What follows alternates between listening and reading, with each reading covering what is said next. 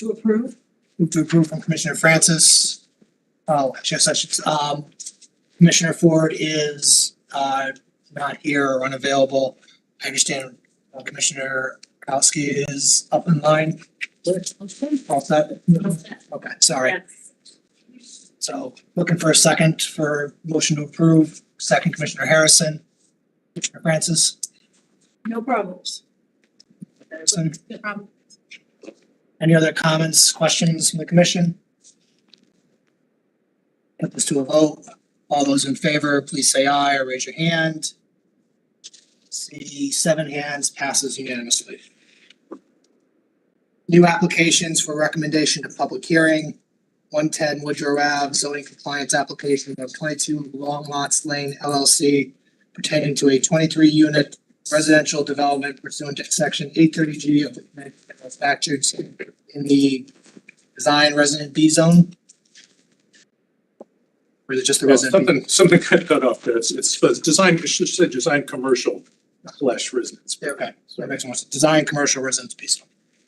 So, just to orient you, this piece of property, if you exit I-95 exit 19 in Southport, southbound, you come down Pease Avenue, you pass by restaurant property. The next property is the corner of Woodrow and Pease Avenue, which is vacant. It's being used to park cars for an automobile place. That is the location here of this particular application, proposing a 23-unit.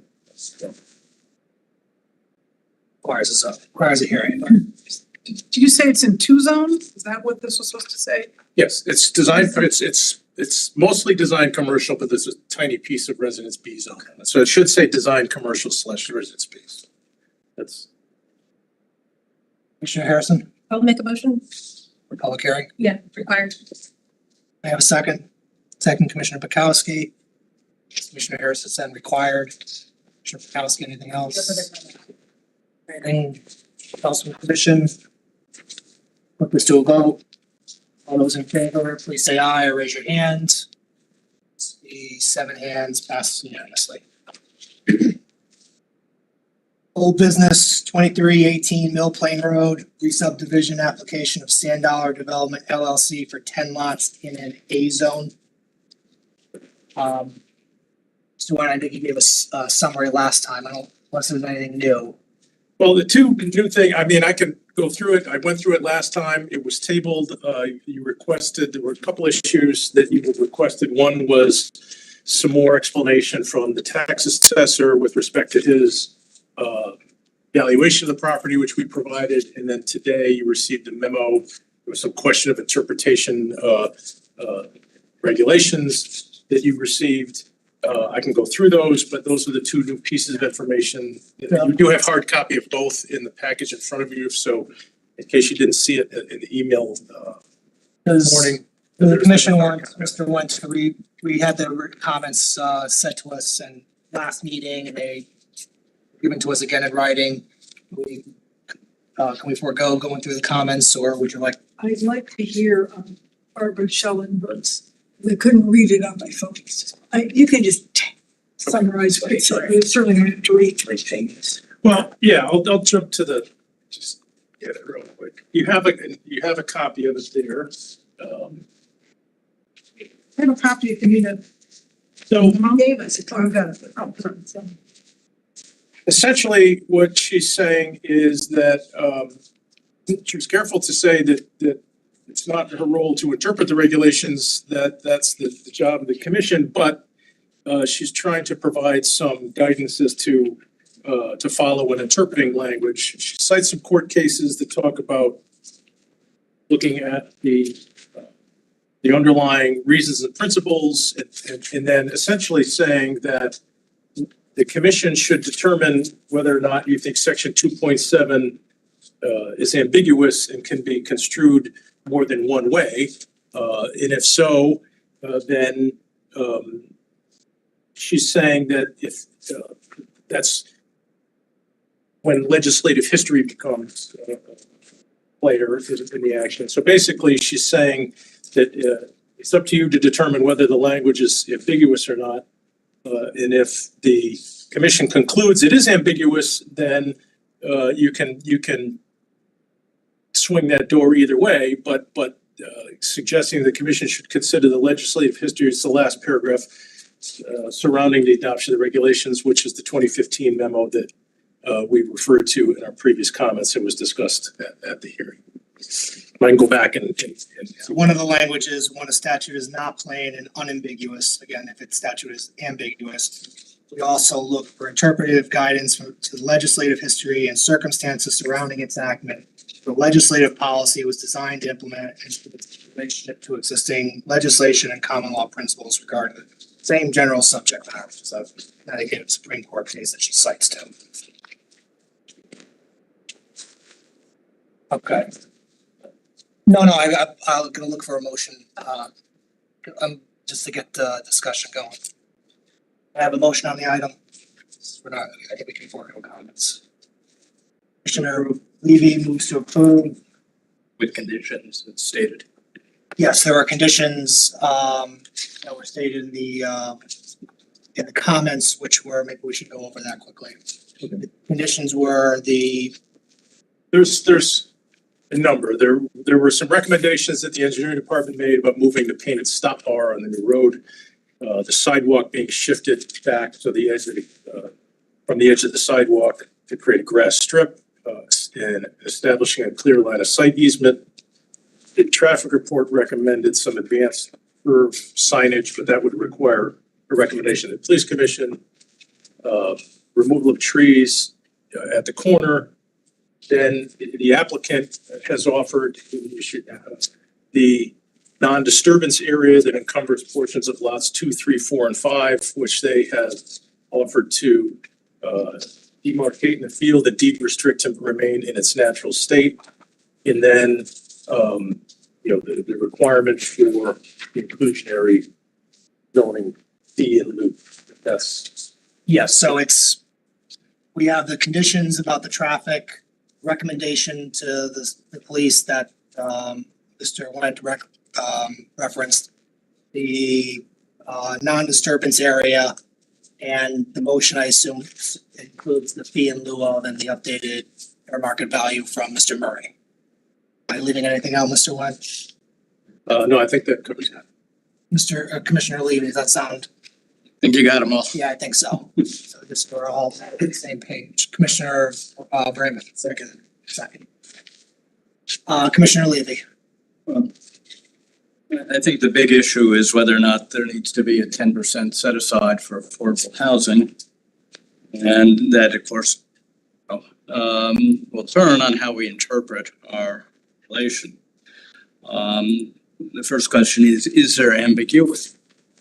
I don't, initially I thought there was, but as I read it over and over, my feeling was that it's not ambiguous because it makes a distinction between units or refers to units as opposed to lots. So when we were talking about, is this a 10-lot subdivision as the applicant has so named it on its application? Yeah, it is a 10-lot subdivision.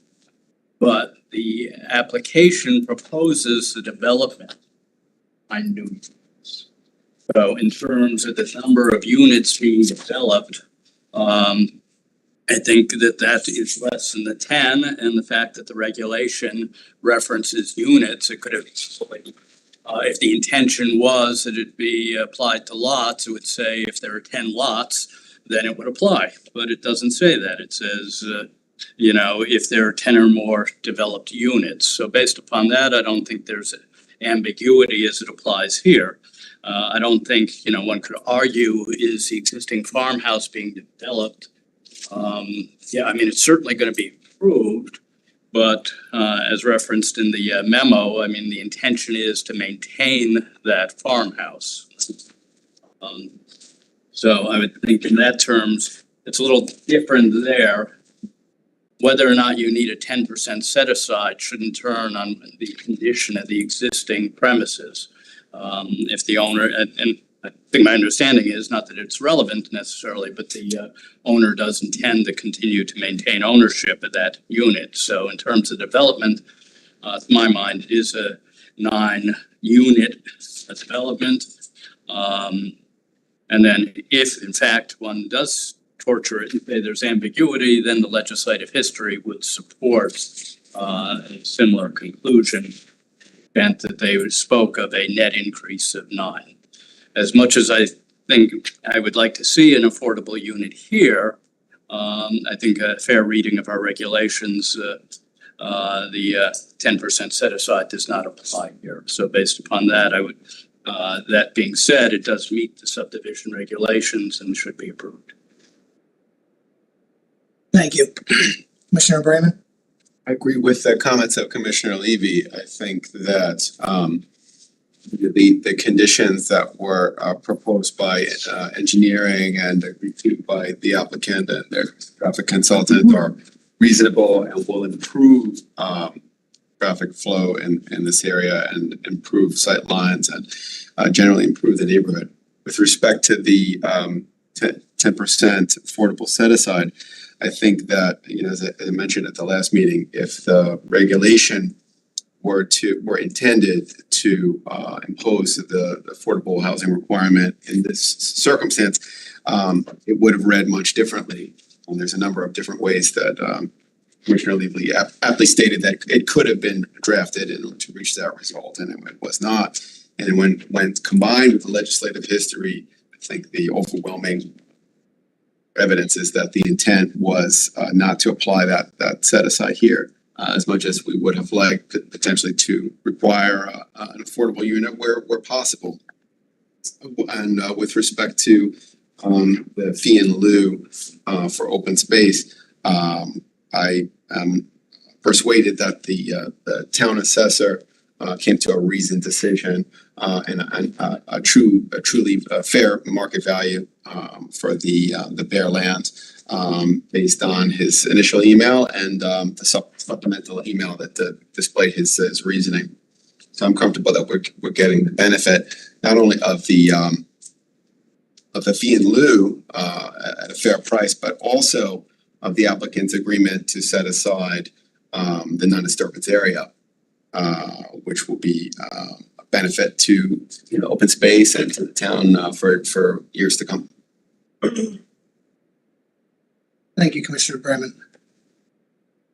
Comments, Commissioner Harrison? Yeah, I have some comments that I've put together. I know we've been talking about this for a while. Can you just speak up? Oh, I'm sorry. I'm hearing from down here. Yeah, sorry. I'll try to be loud. Hang on a second. Take my help. No one's ever accused me of being quiet. These are actually working today. Thank you. Yeah, in all seriousness, I think this would be a very good location for an affordable housing unit for home ownership rather than a rental. You know, it's a part of town that we always talk about, that we want affordable housing. We don't want to concentrate in just the east side of town. I think an important goal of our state and inclusionary zoning is to include, affordable housing randomly across town. Again, not in just one concentrated area of our community. Our regulations, inclusionary zoning requires one affordable unit for every 10 units in a subdivision. But I think we have a loophole, which we've kind of discovered, which allows for large parcels of land to be subdivided without creating any affordability. I think we should take this up as we work on updating our POCD and our regulations going forward. That being said, I have to support the subdivision application for 2 reasons. The main question here is whether the 9-lot or 10-lot subdivision. If it's 9 lots, then no affordable housing can be required. But if it's 10 lots, then 1 unit is required. This is resolved by determining if the farmhouse is part of the 10-lot development or not. I read the legal opinion that attorney Schellenberger gave us today, and she stated that interpreted our subdivision regulations, we should be guided by the legislative history from when the commission passed this provision in 2015. That history supports that it must be a net increase of 10 units, not a total subdivision of 10. The second issue is whether the farmhouse is part of that 10-lot development. At the hearing, we did hear from Ms. Martin, from the head of the Fairfield Housing Corporation, who apparently made an offer and inspected the farmhouse. She felt it wasn't habitable, as it had no heat and it wasn't updated. So it would require a great deal of work and perhaps even be torn down. The applicant did state that it was indeed habitable, it had heat, and it's okay to live in. The property owner wrote a letter about the farmhouse being in her family for many generations and she wants to keep it intact. I had requested information on the habitability from the health department, but I don't think we ever got that, right? I don't think, I can speak to that. I'll, And I apologize for not offering that earlier. no, anyway, the public hearing was closed and therefore, we don't have any more information to get, but I think based on this legal guidance, I'm gonna be approving this tonight. You want Yeah, I'm happy to hear it. Yeah, I mean, I'm happy to hear I didn't it. hear what you Yeah, I'm happy that's to- in your last sentence. Yeah, I mean, I'll be likely approving it, but I would like to hear the details of that. I did, I was waiting to see, we didn't get the legal opinion, so I didn't know if that was whether the condition of the existing dwelling was gonna be relevant to the discussion, but I had an opportunity to visit the house.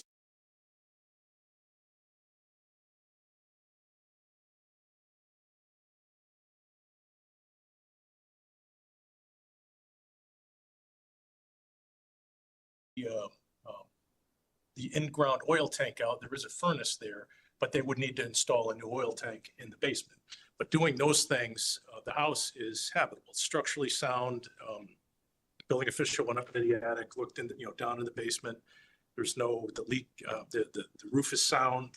Yeah, it's gonna need some updating. I mean, there's a difference between habitable and marketable. So if you flip down the lights, turn on the power and put an oil tank in there, you could move in and it would be habitable. Now, it's reasonable to expect that someone that's gonna occupy that house is gonna do some interior renovations to it. It needs some, I mean, it doesn't have a modern kitchen, but it has a functioning kitchen.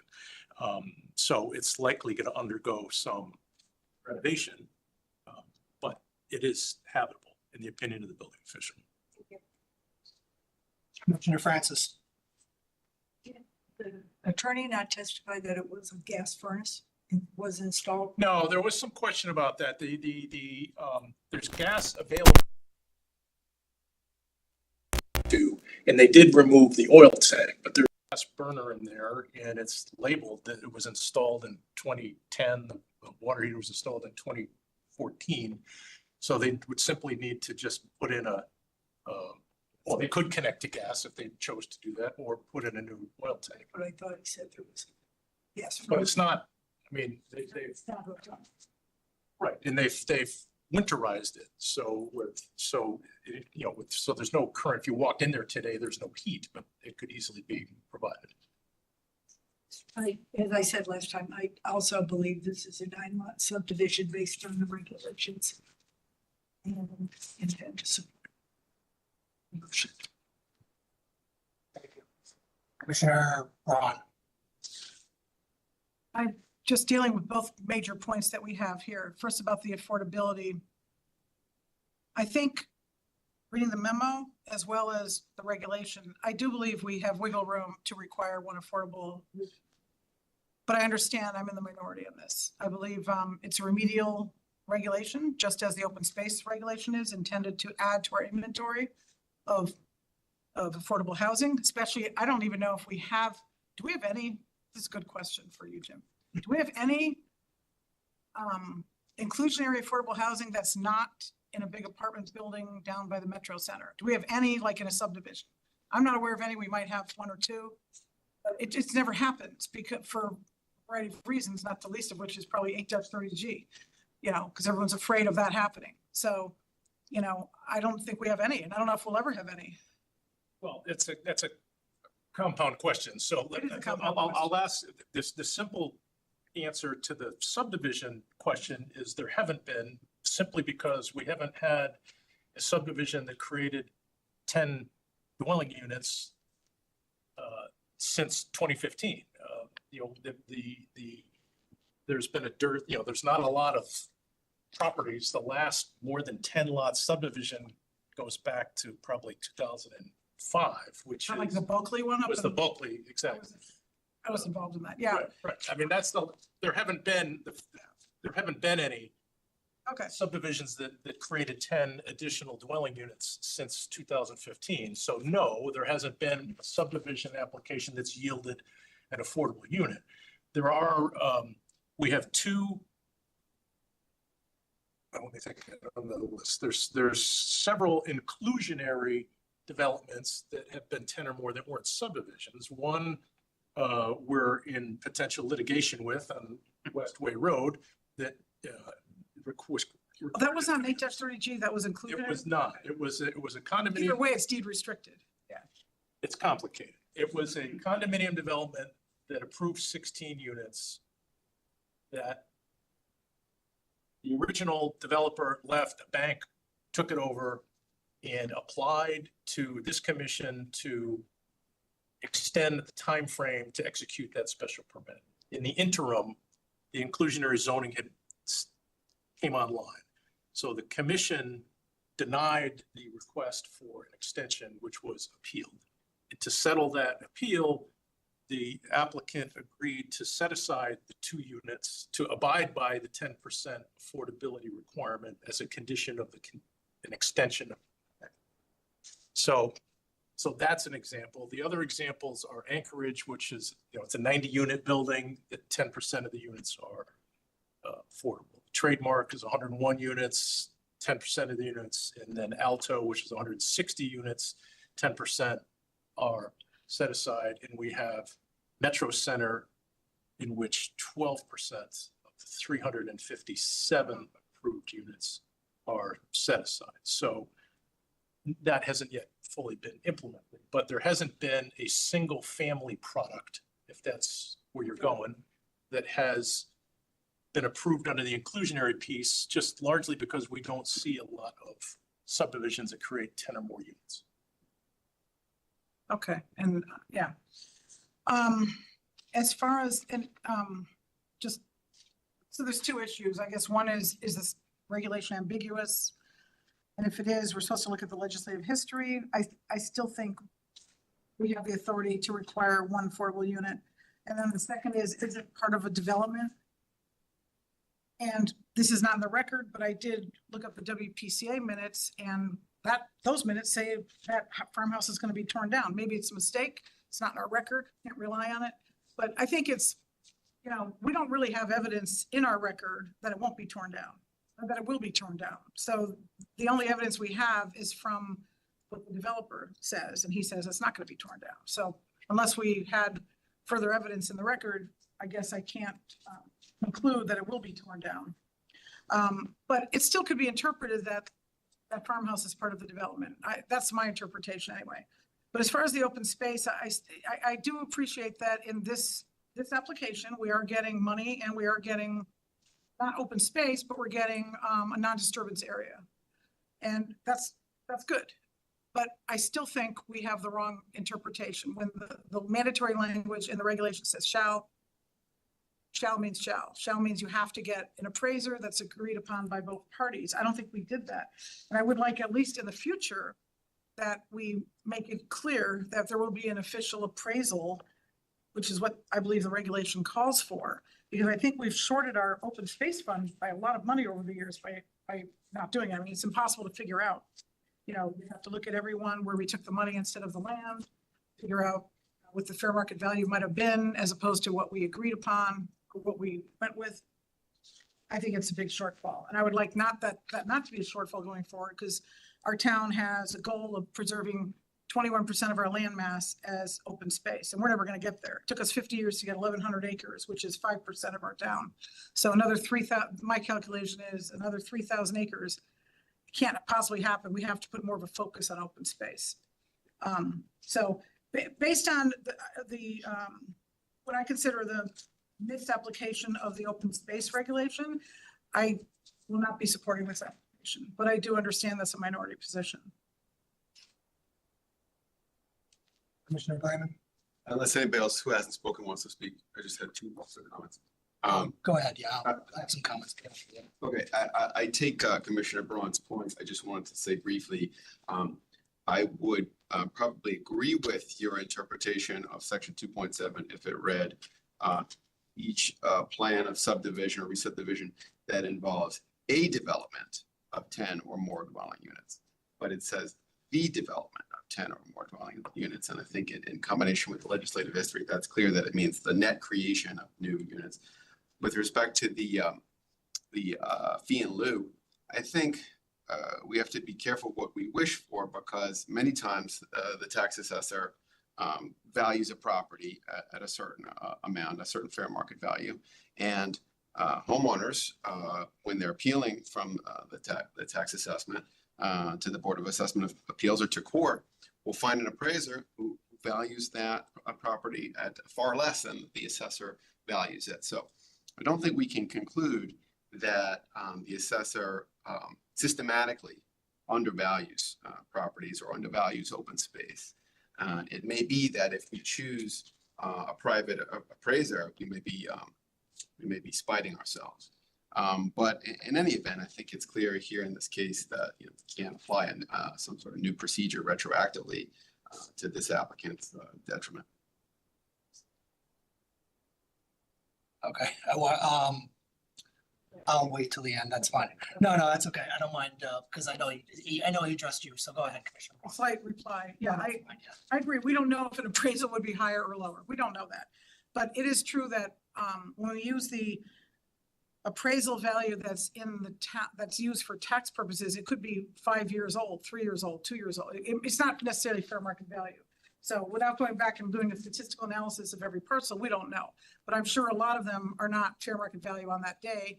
So values tend to go up. Who knows? We'd have to go back and look at it. It's water over the dam now. But I think going forward, I don't think we have to give notice that we're going to start following that, but I think we should start following that.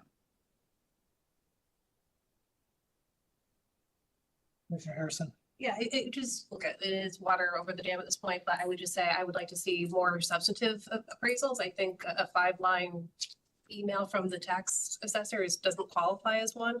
And we should be adhering to our regulations. These are public rules that we have to adhere to. And I don't think we should give notice. They're pretty black and white. That's this point. It's been well expressed. And No, I mean, my position, I think, hasn't changed from the last hearing. I do believe that this is a 9-lot unit development that does not require an affordable housing. Even if they tore down the house, the existing house, and put up a single family residence, I don't think that's a development of a dwelling unit. That's remediation work, or it's an existing dwelling unit. If you had made a duplex, then obviously you'd be having a net increase. You'd be changing, if they did something different to it. But I think even if it was even if they knock it down and built it, same footprint or different footprint, if it was a single family residence, to me, it's not a development of a unit, and then added to the legislative history, which again, the applicant was the Fairfield Housing Committee, right? The Affordable Housing. The Affordable Housing Committee. So another pretty important stakeholder in Fairfield for affordable housing. So not to malign private developers, but not a private developer, was our own Affordable Housing Committee that did this in 2015 with our Senate approval. Yeah, and with the fee in lieu, again, I as I said last time, I do believe we followed our regulations in this respect.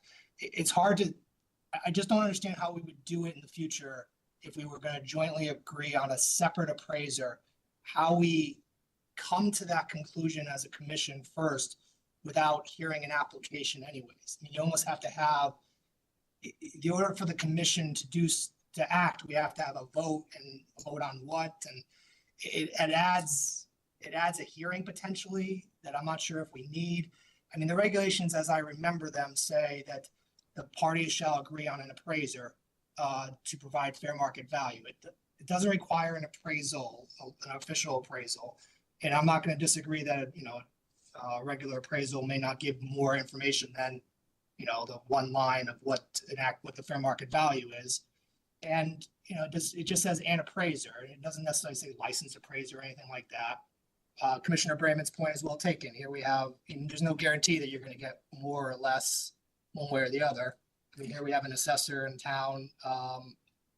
Maybe the idea is systematically he would give us more because the town wants more, more property taxes and such. And I've been part of tax appeals like this. So, maybe he's the person to be sticking with. And he does, the idea is to get updated values too. And I think that's what he did here. So we don't have to worry too much about being a 2-year-old thing.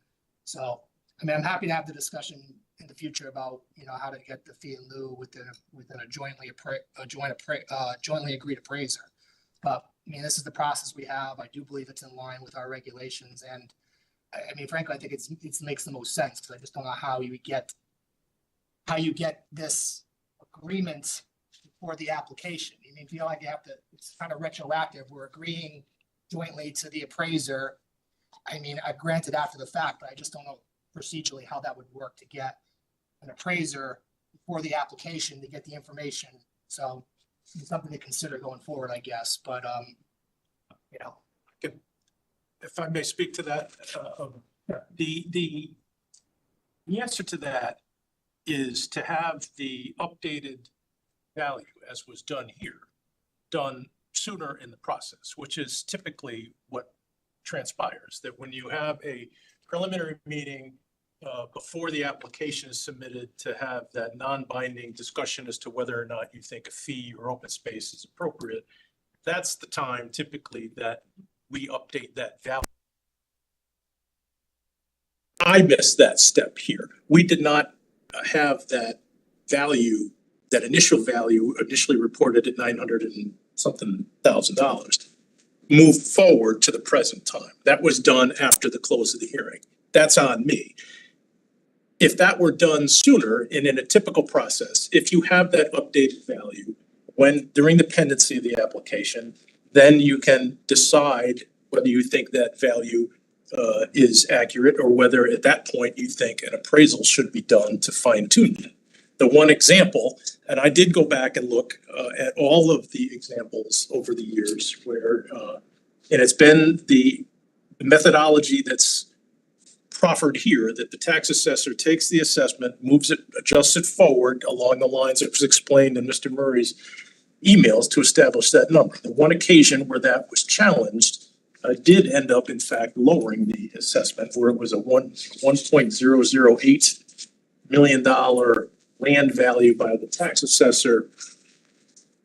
There was a subsequent appraisal done, jointly agreed upon appraiser, that ended up bringing that value down to $789,000, somewhere in that range. So, you know, does that guarantee that any appraisal is going to be lower than the tax assessor? Of course not.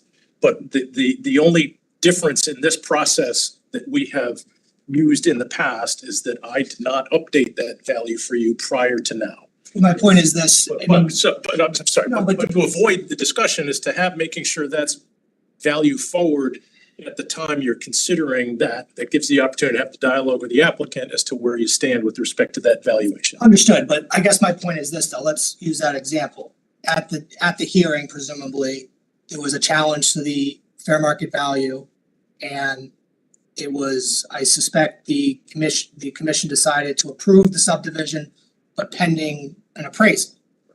And it wasn't until but that, my point, I guess that's my point, though. The commission didn't know what the new agreed upon appraisal amount was until after the fact.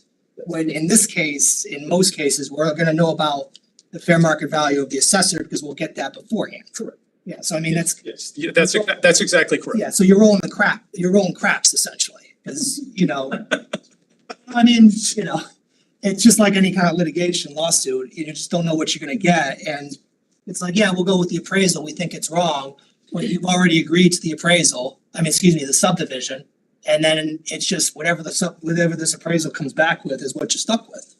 So, I mean, maybe it's higher, maybe it's lower, but that's the certainty and the benefit of getting the certainty with the assessor, but. So I think that was worth at least talking about, regardless of relevancy here, but. One more point. No, it's okay. Two more points, actually. Three more, no.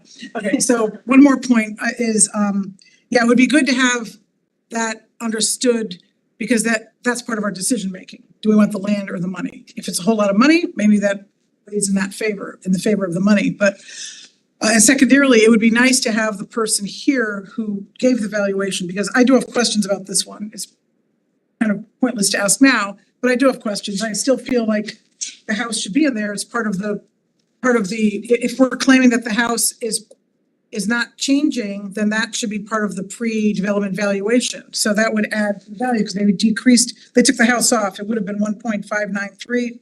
they took the value of the existing house off to make it 1.226. So to me, the house should stay in, especially because the house is staying supposedly.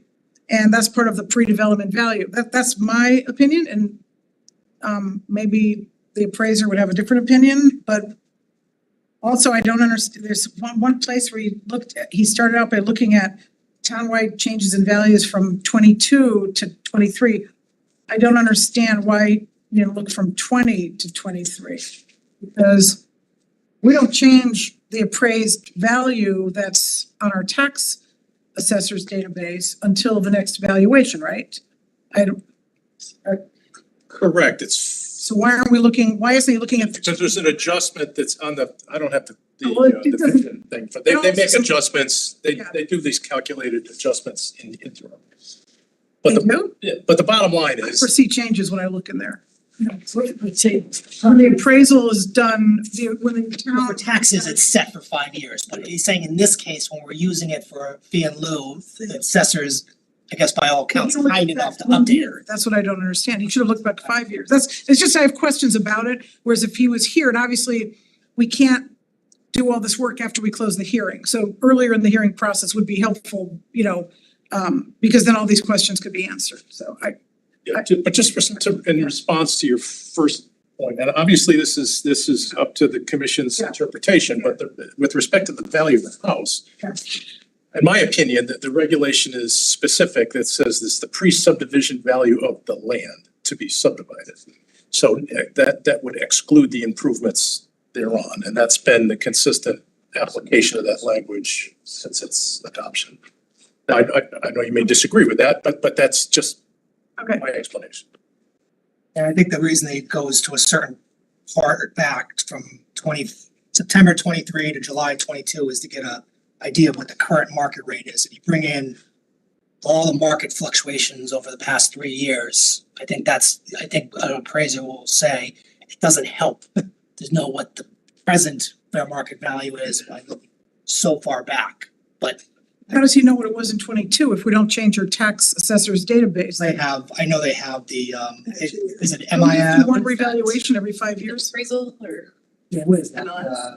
Is it MLS? Yeah, it is MLS. I mean, they have access to this database of all the sales that happened. It's even real estate brokers and all of them. They all have access to the same database. But again, It's a moot point anyway, so. so I do mean just educationally, I guess, but any further comments or questions? Put this to a vote. Motion on the table is to grant with conditions as stated. If anybody needs a recitation of them, can we put it to the vote? All those in favor, please say aye or raise your hand. See 6 hands opposed. Commissioner Braun passes 6-1. Okay, thank you. I assume the fee and lieu was part of that. That was, yeah, I thought that's what we included in that motion. wasn't sure if you wanted a separate one on this. No, I think that's part of it. That's what my recollection was, right? So what the fee and lieu That's was. my understanding, unless you think differently. 225 Millville Avenue, special exception. Very much. Take care. Thank you. Special exception and special permit application of town of Fairfield pertaining to the construction of 2 new pickleball courts at Tungus Hill Park, resident B zone. Mr. Went. Mr. Chairman, the Parks and Rec Department is seeking to add 2 new pickleball courts adjacent to the 4 existing courts at Tungus Hill Park. Patio is proposed between the existing and new courts, as well as a 10-by-10 pavilion. No lighting is proposed. A new walkway, stairs, as well as a zigzagging handicapped accessible sidewalk was initially provided to provide access to the upper parking lot.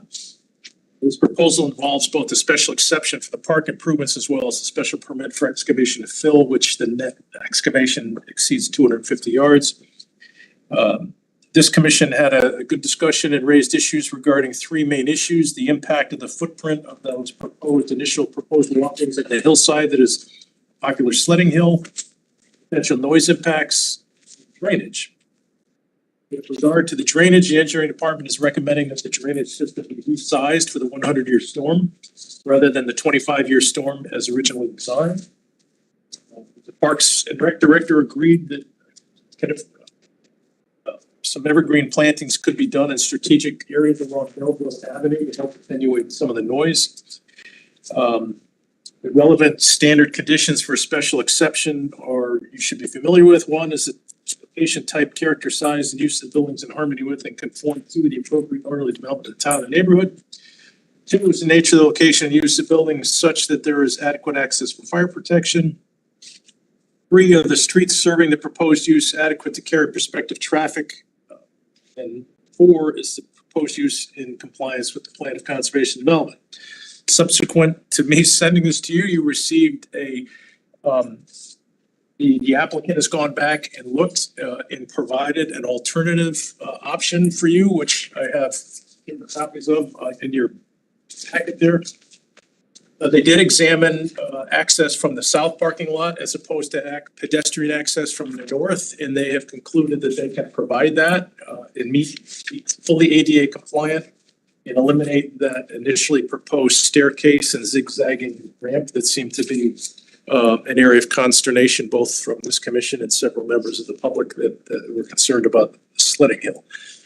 They also agreed that they can upgrade the detention system to accommodate the 100-year storm. So while it is post-hearing correspondence, I think the pivotal issue is whether or not you think that that warrants going back to public hearing to discuss, or whether the essence of the application is still consistent as originally proposed. You know, the pickleball courts, they haven't moved. What they're proposing to change is the pedestrian access to them. So it's up to the commission is whether you could consider that, if you're otherwise inclined to approve the application, to take that on as conditions of approval, or whether you think it warrants going back for discussion in public hearing. That's all I have, Mr. Chairman. Commissioner Bukowski jumped up first, I'm sorry. No, go ahead. I want to make a motion. I want to make a motion to go back to public hearing. I have some comments. Second, Commissioner Harrison, okay. So my vote to go back to public hearing, it's grounded in three main issues. The first issue is tied to the noise created by the pickleball or additional pickleball courts. Second are the wet fields and consistent flooding at Tungus Hill Park. And the third is that we've had a lack of opportunity to hear from the neighbors directly impacted by the increase in pickleball courts. I went back and I reviewed the interview, focus group, and round robin notes that were posted on the Park and Rec website for the master plan. And I found some comments that I thought were applicable. The first was that the plan should address noise pollution. A lot of residents are calling for more pickleball courts and neighbors complain about the noise levels. Basketball noise noted as an issue for neighbors, and pickleball is huge. An indoor facility similar to tennis is needed. These comments led me to believe that the noise created by sports such as pickleball and also basketball, as noted, are cause for concern. Based on the placement of the other pickleball courts around town, the noise it does seem that it has been taken into account in the placement of the other pickleball courts, because if I'm reading the concept plans correctly, both the courts at Greenfield Hill and the shore site do not have houses in as close a proximity to them as we do in the Melville neighborhood. So therefore, I think there's a natural barrier to the noise that's created by the pickleball courts there in both of those sites. The second reason for my denial is that there is, I'm sorry, my motion to go back to public hearing is that there's consistent flooding and wet grounds. After a rainstorm for days afterwards, it is very difficult for my family to walk on the fields. So once again, in reviewing those notes from the interviews, the focus groups, and the round robin discussions, the following remark was made, which I found to be interesting, which is Melville. The idea was floated to take back field and convert to detention basin. What's there could be a solution. Also, another comment said Melville Park fields are always wet. So with the increase in impervious surface, regardless of the flood mitigation efforts to accompany the installation of the additional courts, I'm confident this park will continue to experience water issues. If this were not the case, then I don't believe it would have been suggested for the backfield to have been considered for a detention basin. Third reason is grounded in the lack of communication of the plan to direct neighbors, or I should say, I want to actually retract that and say that the opportunity for them to provide direct feedback, it seemed like the window was a very limited amount of time. I believe the neighbors stated that it was 4 days prior to our public hearing that they discovered that there would be additional courts built. I want to note that this is my neighborhood. It's a middle-class working neighborhood. And my assumption is that the majority of residents in this neighborhood are not in a financial position to hire legal counsel to oppose additional courts. And around the country, we're seeing that that's happening in neighborhoods where courts are in close proximity to their homes. So again, I mentioned those 2 other sites where homes seem to be at a further distance. I also want to express in the notes and going through the notes that there were constituents who did express, as Mr. Calabrese had noted, there is definitely a desire for pickleball courts, but out of the 4 comments that I picked out from those notes, 2 of them noted the desire for an indoor pickleball space, and 2 of them noted that they should be at Lake Mohegan, which I think would be very appropriate given the proximity of the homes around Lake Mohegan. And that's all I have. Commissioner Harrison? Yeah, well said, yes, Mayor. I would just say, these are revised plans and I think it would require, input from the public to weigh in on these. There's a great deal of public interest on these courts for the reasons stated. So I would like to see us go back to public hearing. Thank you. Commissioner Braun? Question and then a comment. I have a question for Jim. The agenda says that this is subject to a special exception and a special permit. What is the difference between the 2 and why do we have both on this one?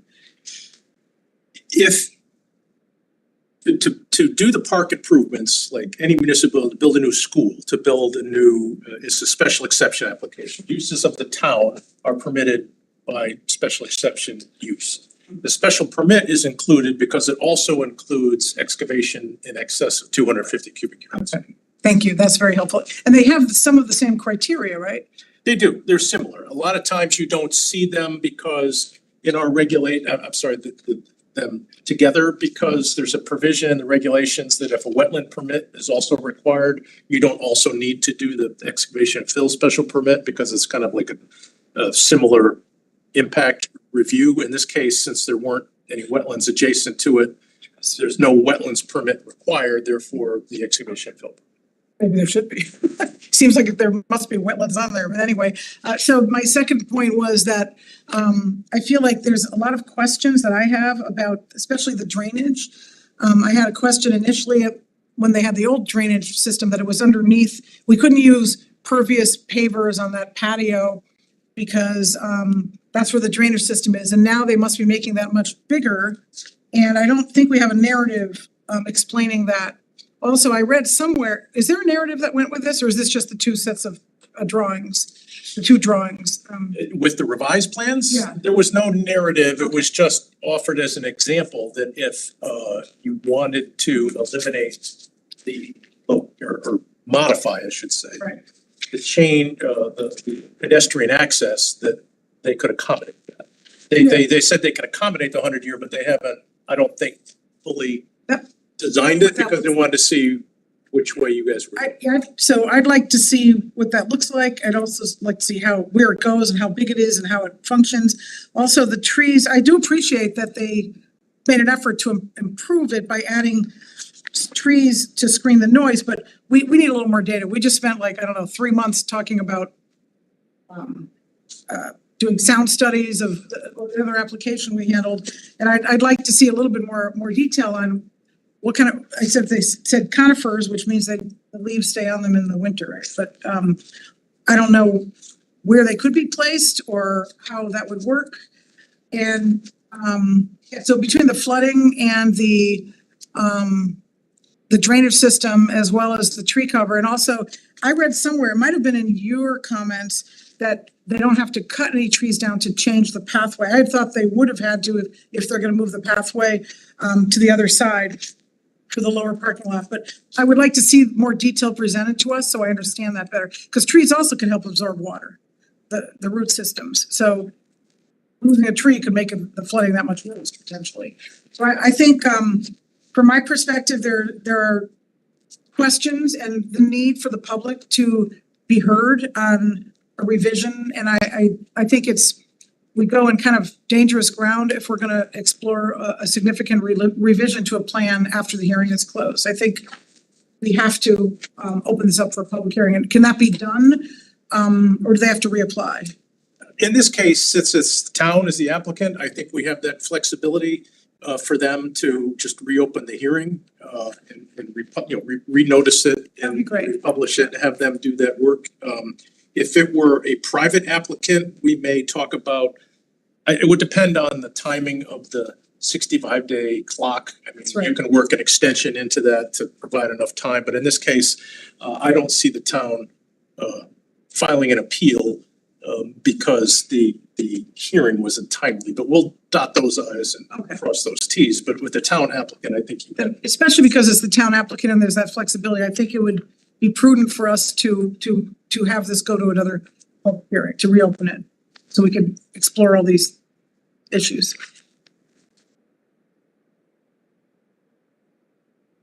So, I mean, I'm happy to go to public hearing if that's what the consensus of the commission is.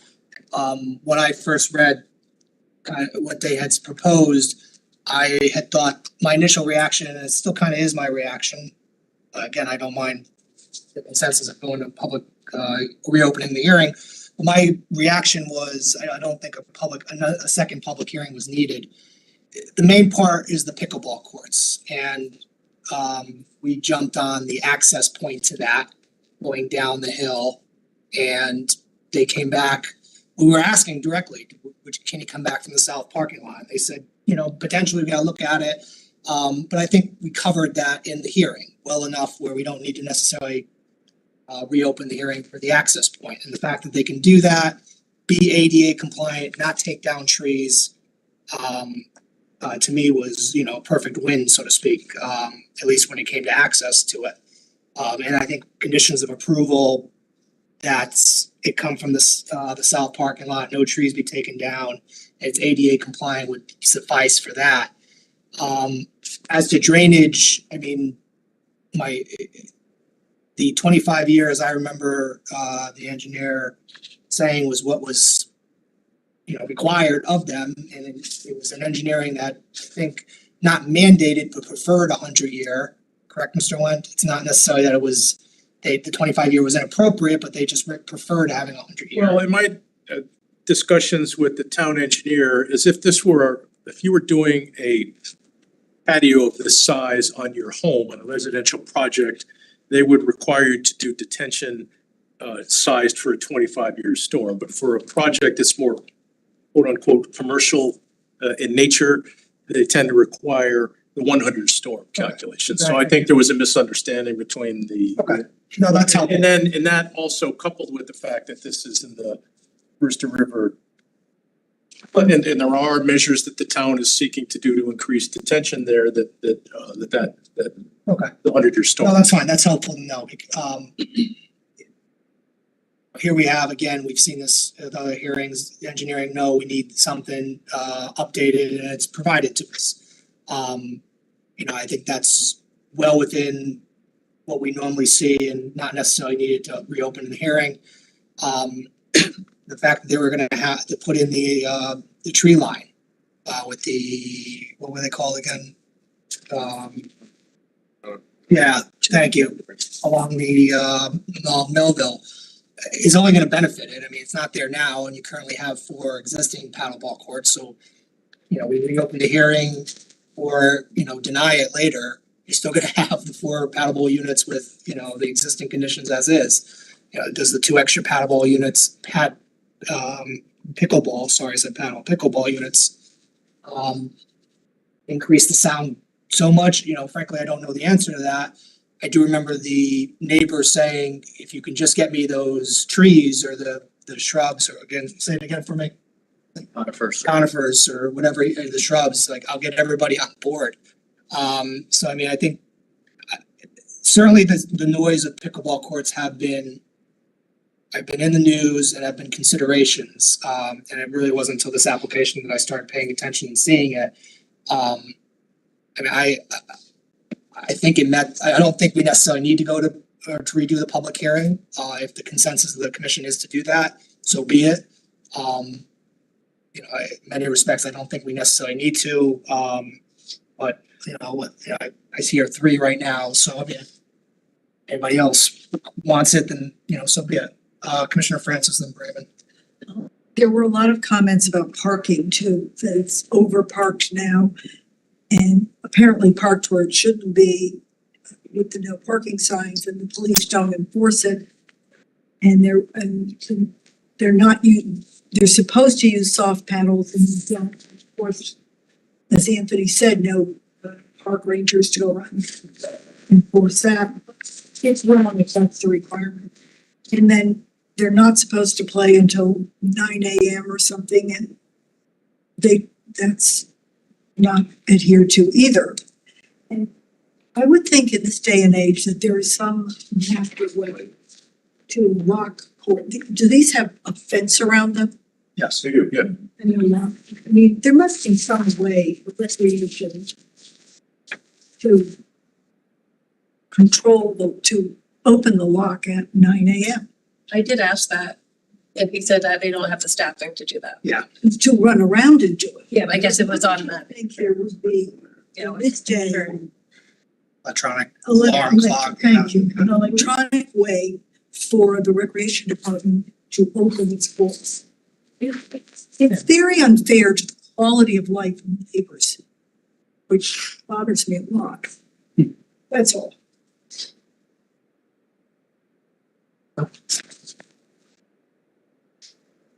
Yes. I'm sorry, Commissioner Brayman, I'm sorry. I was writing down that note.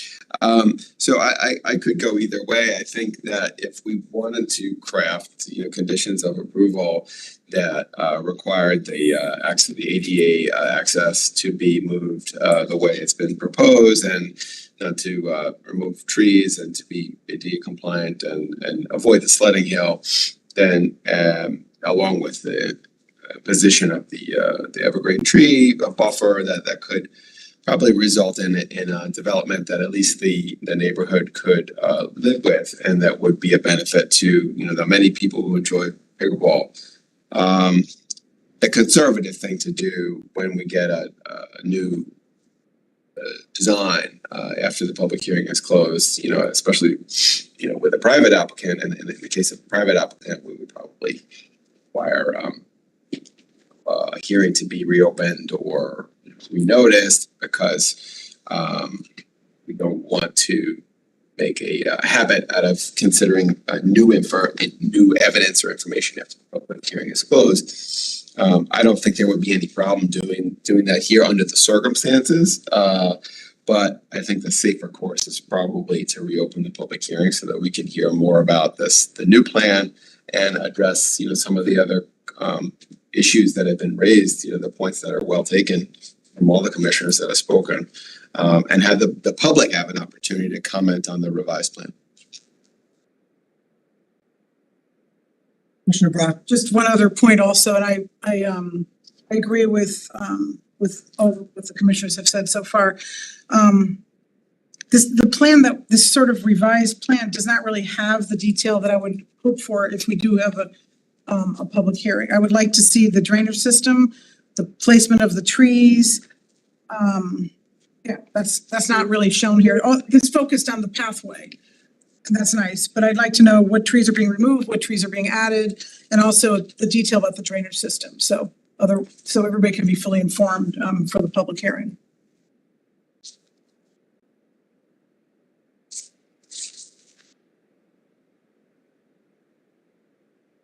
Any other comments from the commission? Want to put this to a vote? Are we voting on the, Motion to table, the motion on the table is to reopen the hearing. okay, Vote. All those in favor, please say aye or raise your hand. 7, passes unanimously. Yeah, if you can just, enough comments, if you can communicate them to the applicants. And the timing will be dependent on ability to No, yeah, produce this information that you're requesting them to. and if there's a sense that there's the statutory time periods are gonna be an issue, then I'll work that with Mr. Calabrese. I'm confident that we will not be at loggerheads with respect. no, I'd be surprised if we are, but if we are, then we'll deal with it. Yeah, exactly. 53 Umpqua Place, special permit application of Jocko Enterprises LLC pertaining to a third floor dormer additions and conversion of upper floors to a single residential apartments. Okay, Mr. Chairman, the Parks and sorry, I'm in the wrong spot. The existing building is on the subject site was built in 1904 and predates our zoning regulations. The building has a finished basement, 2 full stories with a partially finished attic. All of the space, including the basement, is presently used for office and has been for many years. The applicant seeks to construct 2 third-floor attic dormers and convert that second and third floors to a single residential apartment. This will result in a residential occupancy of 2,252 square feet and a remaining commercial occupancy of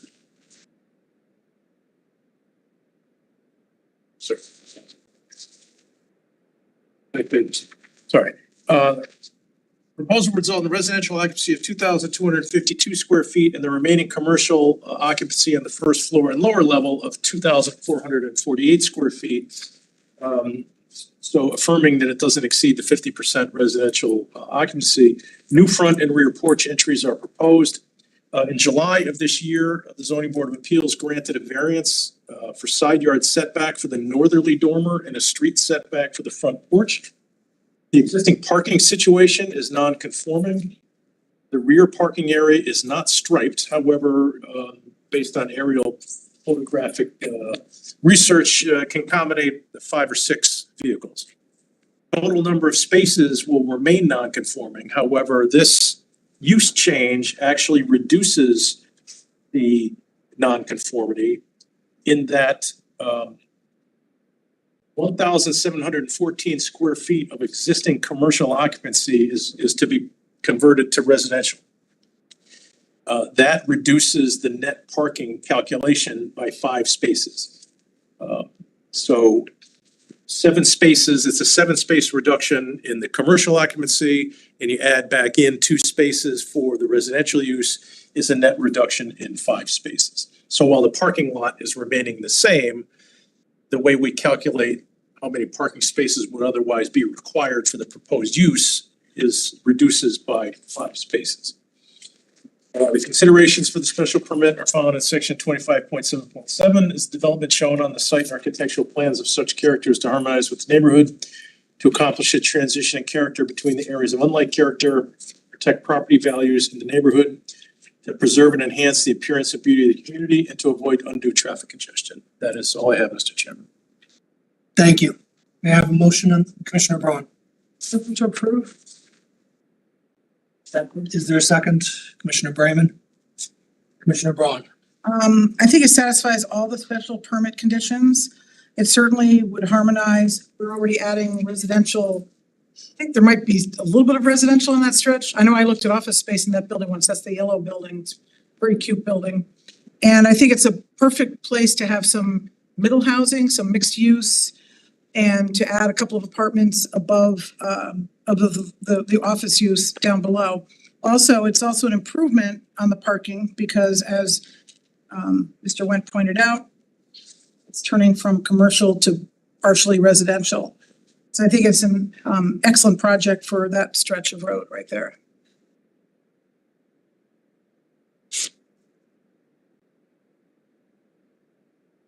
Thank you. Commissioner Brayman? I agree with the comments of Commissioner Braun. I think this is a good project for that site and I'm in favor of it. Any other comments from the commission? Pretty straightforward application. I think it meets the criteria. We put this to a vote. All those in favor, please say aye or raise your hand. See 7 hands, so passes unanimously. 95 Reef Road zoning compliance application of Asadi to establish a retail use in a portion of an existing building in the center design business district. Mr. Chairman, this site is on the easterly side of Reef Road, immediately abutting the Sherman Green parking lot. There is an existing three-story commercial building on this site with 18 parking spaces. The applicant proposes to establish a retail tobacconist use on the first floor as detailed in the application materials we sent you and also on the table. The first floor comprised of approximately 2,000 square feet, previously approved and occupied as a medical office. The proposed changes are interior to the building and no exterior modifications are proposed. The change in use does not trigger any additional parking requirements in this case. The existing use of the second floor will remain as an office use as well as their existing third floor apartment. So that is all I have subject to questions. Thank you. May I have a motion on the item?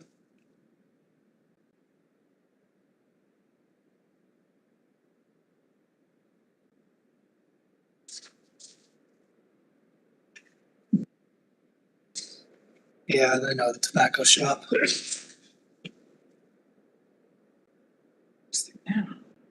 Commissioner Bryman, I'll move to approve it. thank you.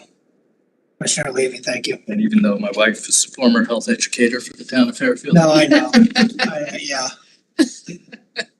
Roll. Commissioner Bryman. I think it complies with our regulations. I scratched my head a little bit about the replacement of the existing, medical use, with the tobacco shop and the fact that all purely interior renovations were gonna be done. But, with that said, it's a permitted use in this zone and it appears to apply, comply with the regulations. I don't see any reason not to approve it and wish this business well. Commissioner Levy. Concur, it meets the regulations, I don't approve the use, but, it's free country, so be it.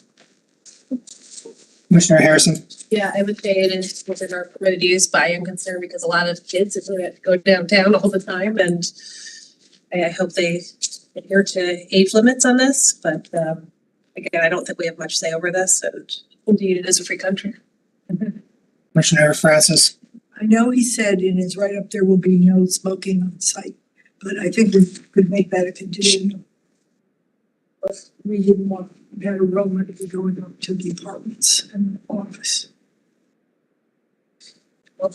Is that, I forget, is that in the narrative? It's in their proposal, it's in their letter of intent that it's important to note that they'll have a cigar display room, however, no smoking will be allowed on the premises. If proffered. Not sure if we're able to even make that a condition of Oh, approval. I think so. No question. Commissioner Harrison. But just for Mr. Nguyen, I don't have the paperwork open, but is there a certain, feet that they can't have smoking? Like, does it indicate how many feet? You have a hard copy. Okay, sorry. There, plan is not super detailed in terms of, they show you some photos of other stores. They show, I would say, the order of the space maybe is outlined as what they've labeled as a cigar room humidor. I think that's what they're describing as in this letter that says we will have a cigar display room, however, no smoking will be allowed on the premises. If you see on the floor plan there is a room labeled a cigar room. On one page and another page is cigar display room. There's all kinds of products out there on the market for not only for cigar aficionados, but the industry and so. You smoking books? Not in commercial buildings, no. Yeah, I don't Yeah, think you can't. I'm sure they're, Building, well, it's medical office. I don't remember what exactly. Is it vacant right now or? The building is for sale. It's recently been sold. It was recently the first floor was occupied by I believe it was a pediatrician. I don't even know if they're allowed to smoke in Connecticut law. I have no idea. I'm torn about the condition of approval. I'd rather leave it to state and local law rather than a zoning condition. They did include it in their narrative, so I think it would be fair for us to impose a condition. But I'm a little concerned about the zoning enforcement officer's ability to impose a zoning requirement that no smoking will be allowed on the premises, given the point that was raised about, well, what's the premises? Is it the lot? In which case that would involve potentially placing smoking outside, rather than really interior. So perhaps we just leave it to state and local law, but I could be convinced otherwise. We sit in our, correct me, administrative capacity here. The question really is, does this comply with our regulations? I don't, I don't think, we have the regulatory authority for it. The only thing I see is just they gave the opening in the narrative. And don't get me wrong, I don't think anybody supports tobacco use on the commission. This vote is really whether this business and this use complies with our regulations and nothing more beyond that, so. Don't get me wrong, I would love to handcuff or handicap tobacco use in general, but I just think in our administrative capacity in this instance, not sure we can really impose a condition of approval like that. Commissioner Braun. In our administrative capacity, though, we cannot consider what would happen if smoking was allowed. This turns into one of those, people complain a lot about the one up on by Berwick Avenue, as I recall, up on Kings Highway. Gallows? Could this be turned into something like that if we don't have the condition of approval? Well, we specifically asked that because that was our concern as well, because given the past track record of a facility that did have on-site, those issues, however, in my opinion, weren't necessarily relative to smoking, but to the other ancillary activities that were going on. They were bringing alcohol to the premises and had loud music, and it wasn't so much smoking that was the problem, it was the drinking and the loud music and the disruptive behavior that ensued from that was the problem that led to quite a bit of police presence.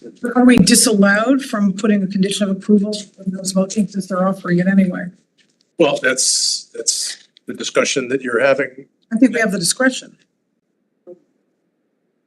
Commissioner Francis. I have a question. You can't smoke in a commercial building. That's all. You by law. Smoke in those other vaping businesses. I'm looking at it right now and it's more complex. You Yeah, can't that's what I smoke was- in that's what I- buildings, you can't smoke in restaurants and bars. There is an. I mean, there are facilities where you can buy a cigar and sit in a lounge and smoke your cigar. That's what I, Those exist. They're saying here that they're not gonna do that, so.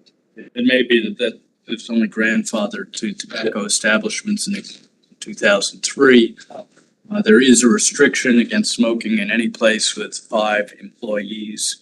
There's gotta be no smoking, so if there are 5 people working here, I doubt it, right? And also, every building you see says no smoking within 25 feet of this entrance. that's voluntary. Bigger commercial buildings, they all say that. So that must be a state health law. But there's fairly, this is a fairly expansive parking lot area, so people could maybe not smoke in the doorway, or near the doorway, but they could smoke probably by their car if they wished. I don't know if this is really enforceable, to be honest with you. Well, if it's any consolation, it's directly across the street from the police department. It's an unusual, I mean, I will say that this is not a typical retail storefront. Their entrance is this door. Yeah. And that's their only exposure. The other door, this whole wall here is the stairwell going upstairs, so they don't, it's an unusual, I mean, they're gonna use residents in this building, right? They're gonna have residential, there's an apartment on the 3rd floor and an office on the 2nd floor. I mean, they're not gonna be able to, I mean, they're gonna have issues with that. I mean, Right. so you're gonna have a tenant that's gonna either smell it and it'll be a nuisance to him or her. We'll bring it up with the landlord, because is the applicant a tenant or the landlord? I think it's a tenant. They are a prospective tenant. You know, I mean, they're gonna have their own lease obligations and stuff too, I would think, right? Yeah, look, since the applicant said there's not gonna be any smoking on the premises, and since there are establishments where you can smoke a cigar when you're purchasing it, then I would say it's fair for us to add a condition of approval that there shall be no smoking in the interior of the premises.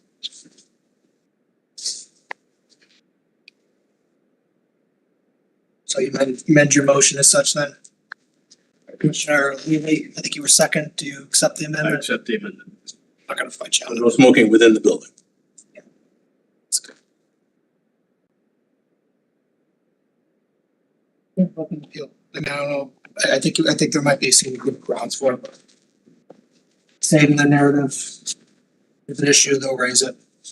Well, I think, again, not to put too fine a point on it, but I think you said as offered by the applicant, there shall be no smoking permitted within the building. Yeah, so that's fair. It's not a condition that you are imposing.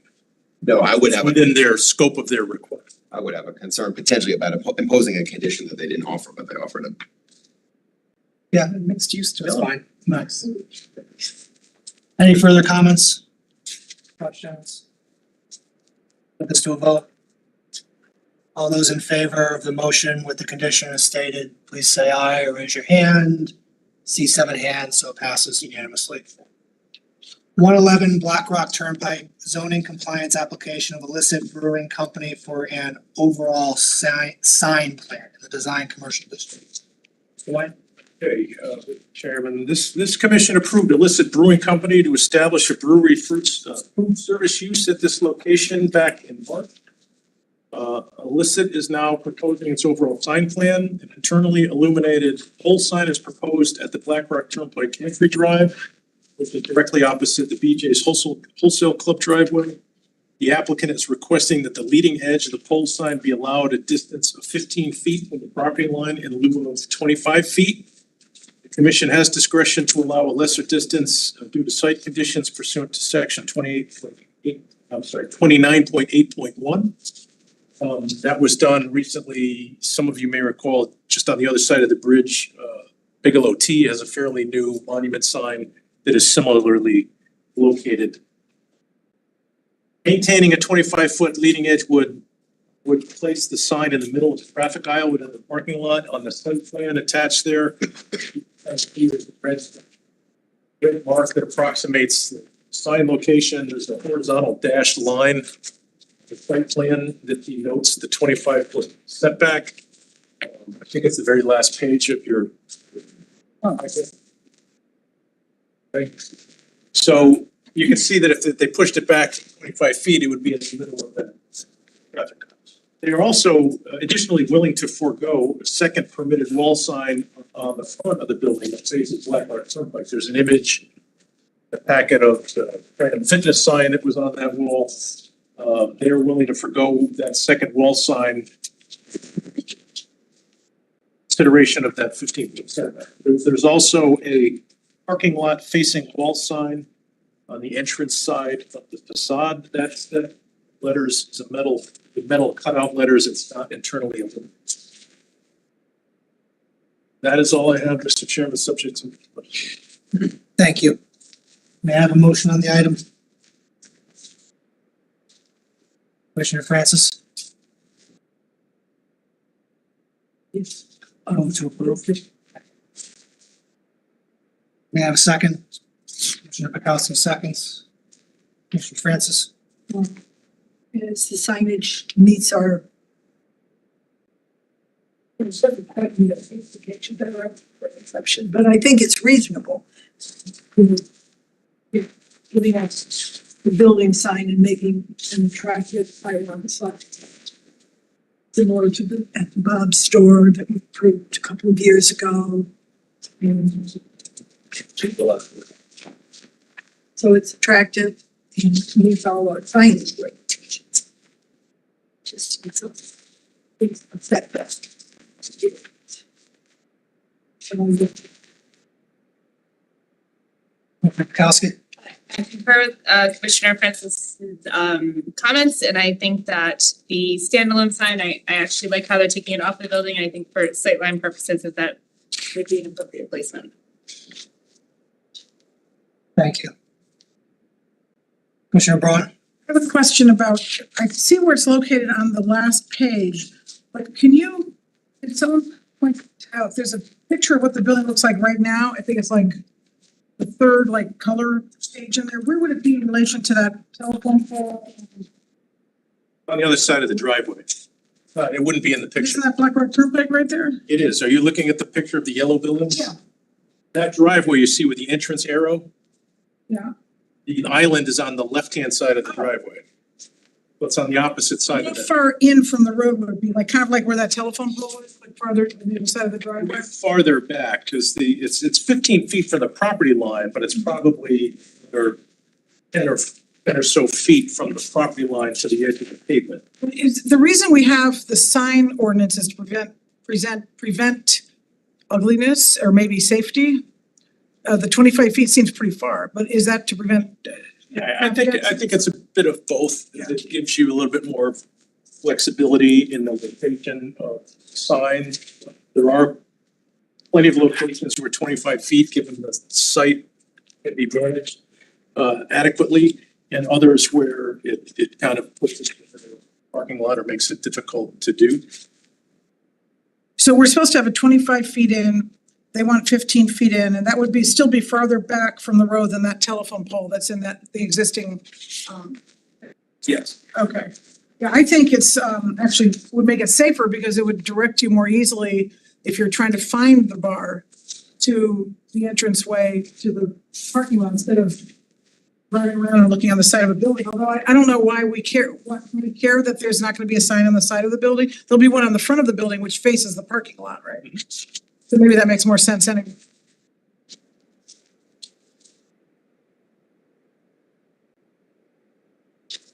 And the height is within our height restrictions for that? Size and design of the sign, its height and overall size is full.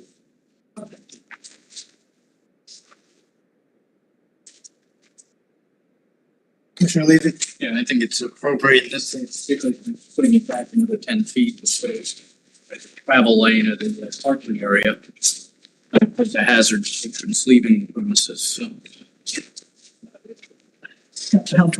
Yes. Commissioner Freeman? I'll just put in my 2 cents that I think it is a reasonable approach to this issue and I support it. It doesn't look to, it won't affect sight lines going out. That's kind of a big concern. We have an existing travel way that it would be going into that doesn't make any sense. It's the area, EJ's being right there and Bigelow having something similar, though Bigelow was probably because of that big slope, they had no choice but to put it there. So, I don't know why honestly, I'm not sure if they really needed to give up the side on the sign on the side, but that's fine. Well, again, that could be an issue for another day if they want us back at some point, but they don't see the need for it initially. So it's not, they're saying they're not doing it now. Let's be clear. That's an interesting point though. I don't, it sounds like they may come back for a sign on the side. It's not as if this, let's be clear about this with the motion. They've offered not to do the sign on the side to get this. Is this motion meant to preclude them in the future from coming back for a sign on the side?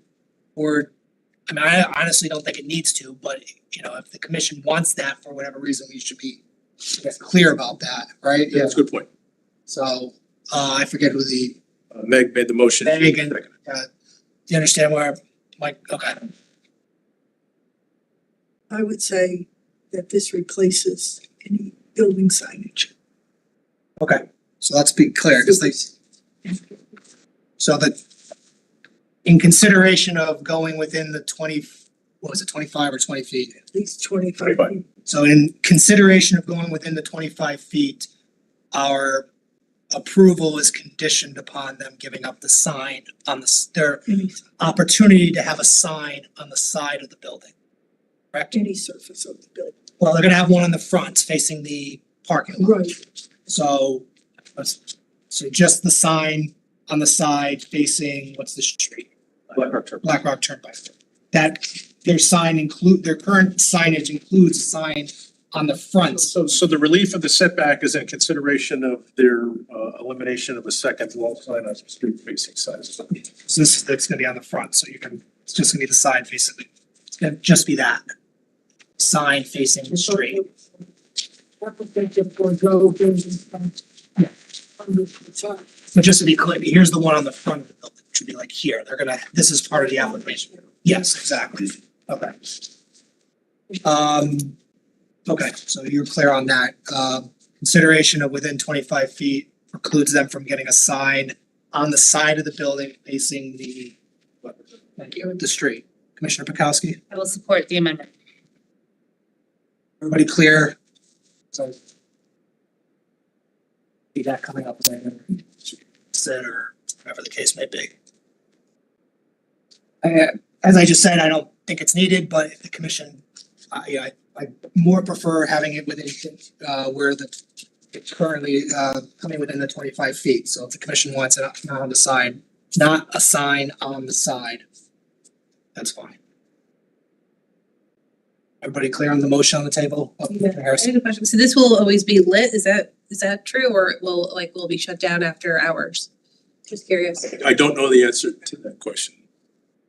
We don't prohibit them from being illuminated on hours they're not open, but it's a mix. Many signs are off. I don't know that they wanna give the impression that they're open when they're not. Right. Yeah, I just been following the dark skies legislation they have in the state, and just curious if we would do something here. Okay, thank you. We put this to a vote. Like put a motion and. What that means. All those in favor, please say aye or raise your hand. Is that 7? Yeah, sorry. That's okay, 7, so it passes unanimously. Moving on to our P O C D zoning regulations update. Yeah, before we get there, Mr. Chairman, that you would indulge me with a 3-minute recess that would Yeah, actually, I'm using the restroom. So we'll.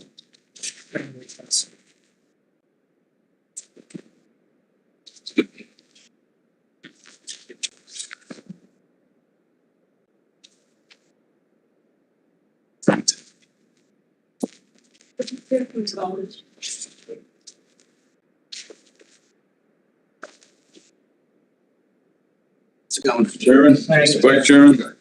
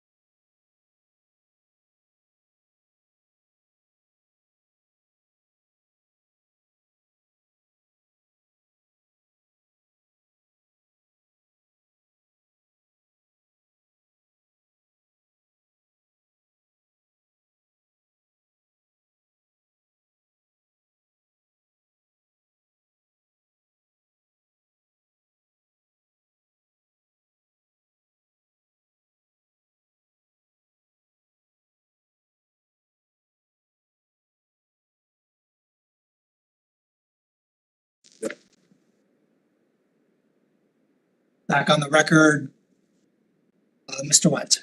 Thank you. Okay, folks, on your table and among the packet, there's a hard copy of the slides that last time you may recall that Emmeline had queued up some slides to kind of talk about downtown, and these are hard copies of those to go through. I just have a couple of prefacing remarks, and I've got some news to share, and then we can talk about the component parts of what some of these strategies are. So all of this is the whole discussion of downtown.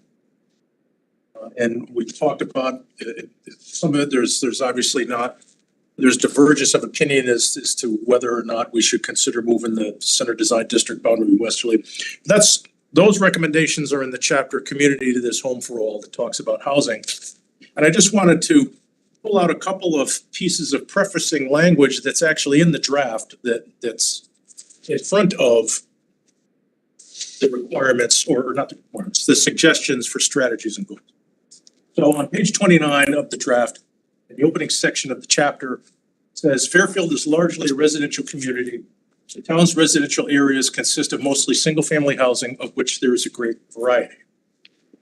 Very bottom of the page, that same page 29, says the overall goal is to preserve existing single-family residential neighborhoods and focus more diverse housing options in the commercial corridors adjacent to the Fairfield downtown and metro divisions. Then on page 36, there's a recognition that there is a tension in Fairfield between the desire to provide more diversity and affordability while also being worried about the impact of new development on the community. That's what we continually heard through the feedback. Yes, there's a desire to maybe have some more housing options, but I think it's fair to say that there's greater sensitivity on the impact of potential development downtown than there is probably anywhere else in town. From within this commission and from the comments and feedback that we've gotten consistently throughout this process. So the intent is to have some recommendations that can guide private investment, but also achieve that balance. We're not looking to, everybody loves our downtown and we want to make it better. We don't want to go in the opposite direction. Having said that, and before we delve into some of the component parts of the recommendations for your discussion, I wanted to share with you the pre-application proposal that you all saw for the Exide property for the mixed-use residential commercial with a fairly sizable component self-storage is now off the table. We have learned we have authorization from the owners to publicly disclose that they've entered into a long-term lease with the Penske Auto Group to do a car dealership on that site. Specifically, they're looking to relocate Porsche of Fairfield from Commerce Drive into a state-of-the-art new facility on this location. So that is something that's likely, so careful how you react to that, because that's something that's likely going to be a future application.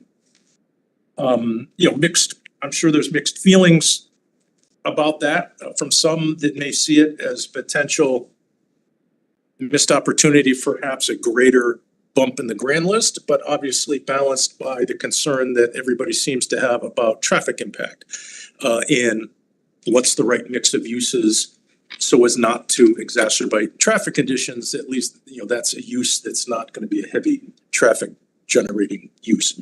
So that seems to be the near future for that particular property that we're likely to see an application in that direction. Across the street, the property that you saw proposed for the Spot On Veterinarian, which was a former car facility. We also have plans for a preliminary meeting sitting on our desks for another automotive use in that it's will be the subject of a future application for a car club, as they're calling it. It's a business in which folks that own high-end cars can pay a fee to store them in this climate-controlled facility. There will be limited service, not oil changes, but more of the cosmetic type of services. and other amenities for quote unquote members that pay a fee to be established there. So we're likely to see an automotive related use application for that former car dealership and a brand new facility which on the backside piece for an automotive dealership. So that's kind of what's transpired in the last couple of weeks that we have heard from the ownership. So, having said all that, again, the slides that Emmeline walked through, and I'm happy to discuss any of those you may have. The component parts of the recommendations within this chapter, and these aren't necessarily in plan order, but it's and much of this comes from the discussions that came out of our TOD. Was a consideration for elimination of the 50% cap on residential occupancy while maintaining the existing requirement for ground floor commercial. Right now, the regulations say you can't have more than 2 floors of residential and no more than 50% of the building can be residential. One of the recommendations, strategies to consider eliminating that 50% cap on residential occupancy. There's a proposal recommendation to reduce the permitted height from 5 stories presently to 4 stories in the center design district.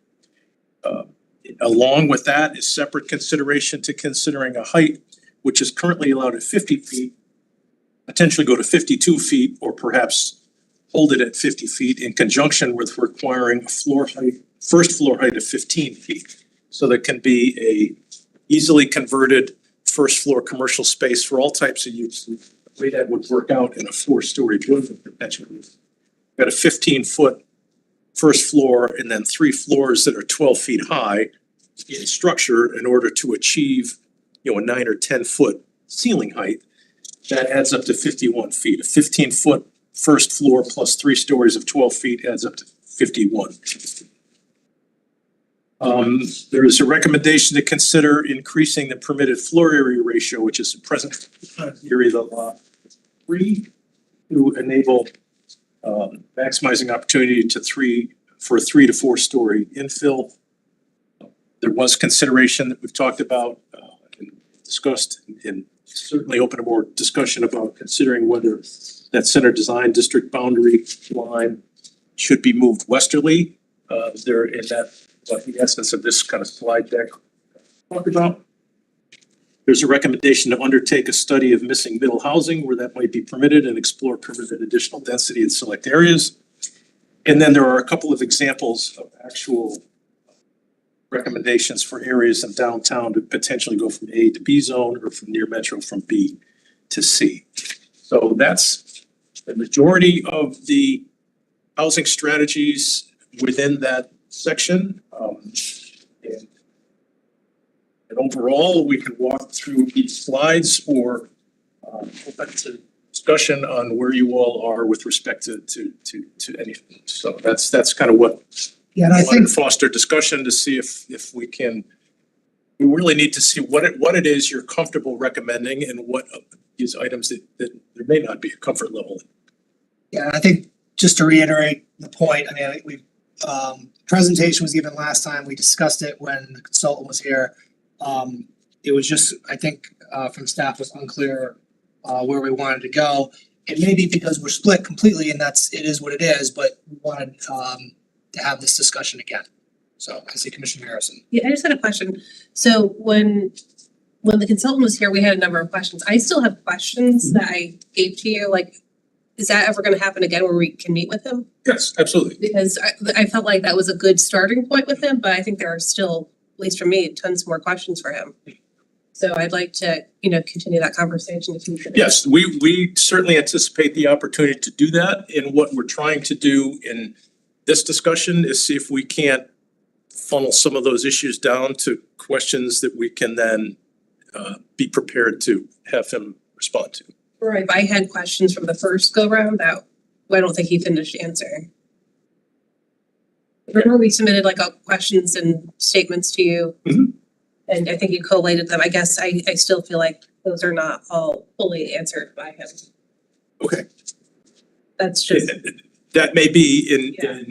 in other areas, but just as it relates to these specific, this particular chapter, if there are questions that you still have unanswered after this discussion, then please let me know what those are, and then we can dig a little deeper. Commissioner Corsillo. So I don't know the best way to actually move this forward because there are lots of, individual components to this beyond, generally extending the center design business district. And individual recommendations even to modify what that means. So I think there's probably, I have certain elements of that I have strong opinions on, and then other elements I have less strong opinions on, and I'm sure that's the same for most of the commission. My general view of this policy is that I think it's a good one. I think it's very helpful for us to have a proactive vision for this site. Generally speaking, I think it's good for us to have a vision, but this is an important site. I think it's important that we have a vision that can give some direction to potential applicants who may be considering proposals for this and other sites, to say, here's what, generally speaking, we're looking for here. I think creating some certainty in the minds of potential applicants, knowing what they're signing up for, can help us avoid the kinds of developments that we don't want to see. I think it could also help us avoid some A30G developments that obviously folks don't want to see. So, generally speaking, I think this is a good way of approaching it. Like I said, I have specific opinions about different elements of the proposals. An example, the idea of the making it so that they're eliminating the 50% cap, I think is a good idea. That's one I have a pretty strong opinion on. So I don't know the most. Would it be helpful to discuss them individually and then come back collectively? I don't, however you wanna deal with that, I think. For example, the elimination of the 50%. Stick with the individual cap for now, the 50% cap. So I think that is one, I think, good recommendation to have in here, because I think what we don't see a lot of right now are 3-story buildings along this stretch. And I think it's allowable, that height is allowable, but there are reasons where we're not seeing a lot of it.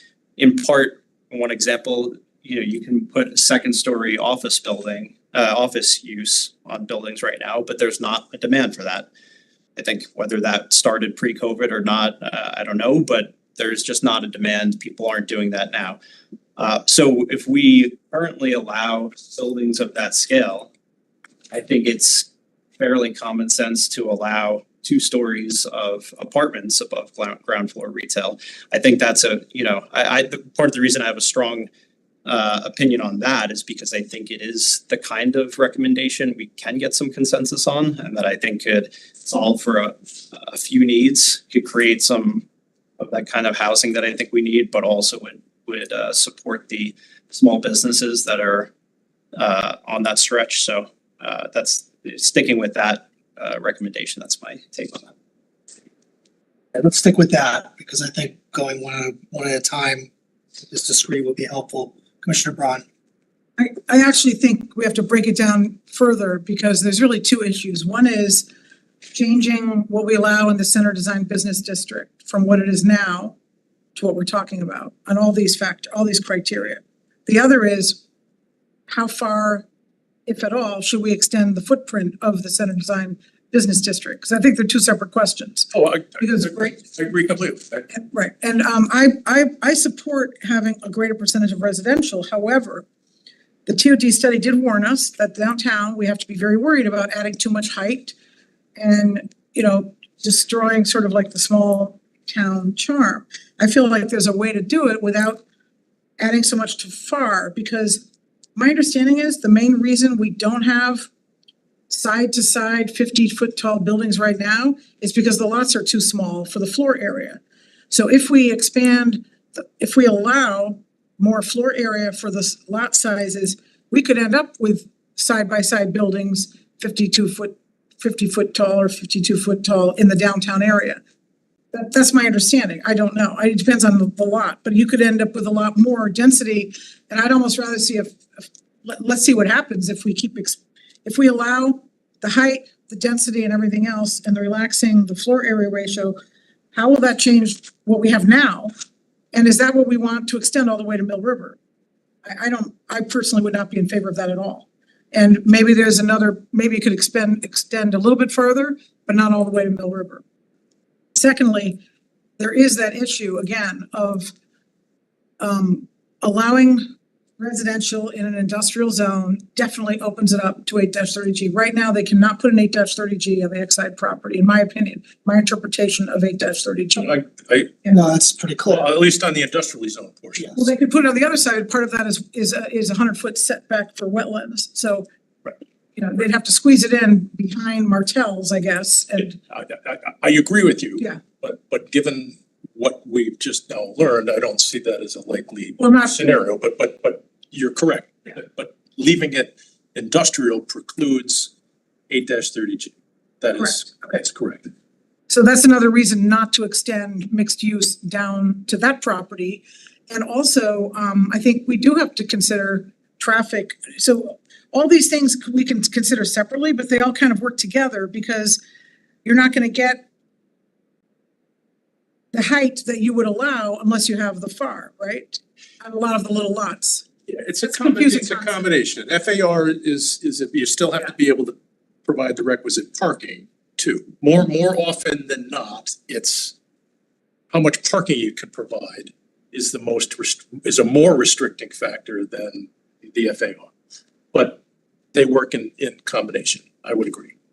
And I worry also about the sort of canyon effect. I've been taking little videos, well, I'm not admitting this, but I have been taking videos when I've been driving, but it's Dash mounted camera. That's, not holding my phone, but anyway. It's nice to have some sunlight coming through and air. And the downtown area has its reason for being, and keep in mind, the community theater is 2 stories tall. So if we do that, that could be 4 stories tall. And one of the really interesting things that was in the slideshow, on the interactive one that was online, which I was able to find, but maybe not on the PDF, it showed like before and after, like this is what one of the buildings downtown looks like now. And then if we allow these changes, it would double in height. And it was kind of scary to me, honestly. If that's what we're allowing all the buildings to be, we're not gonna have that sort of downtown reflective feel. Yeah. Sorry, I didn't hand this out. I didn't want to clutter your table before we got to it. I think this is the one. Yeah, that's the one, yeah. We had discussed this with the commission in the past, but we're just kind of revisiting it for So the last 2 pages. discussion.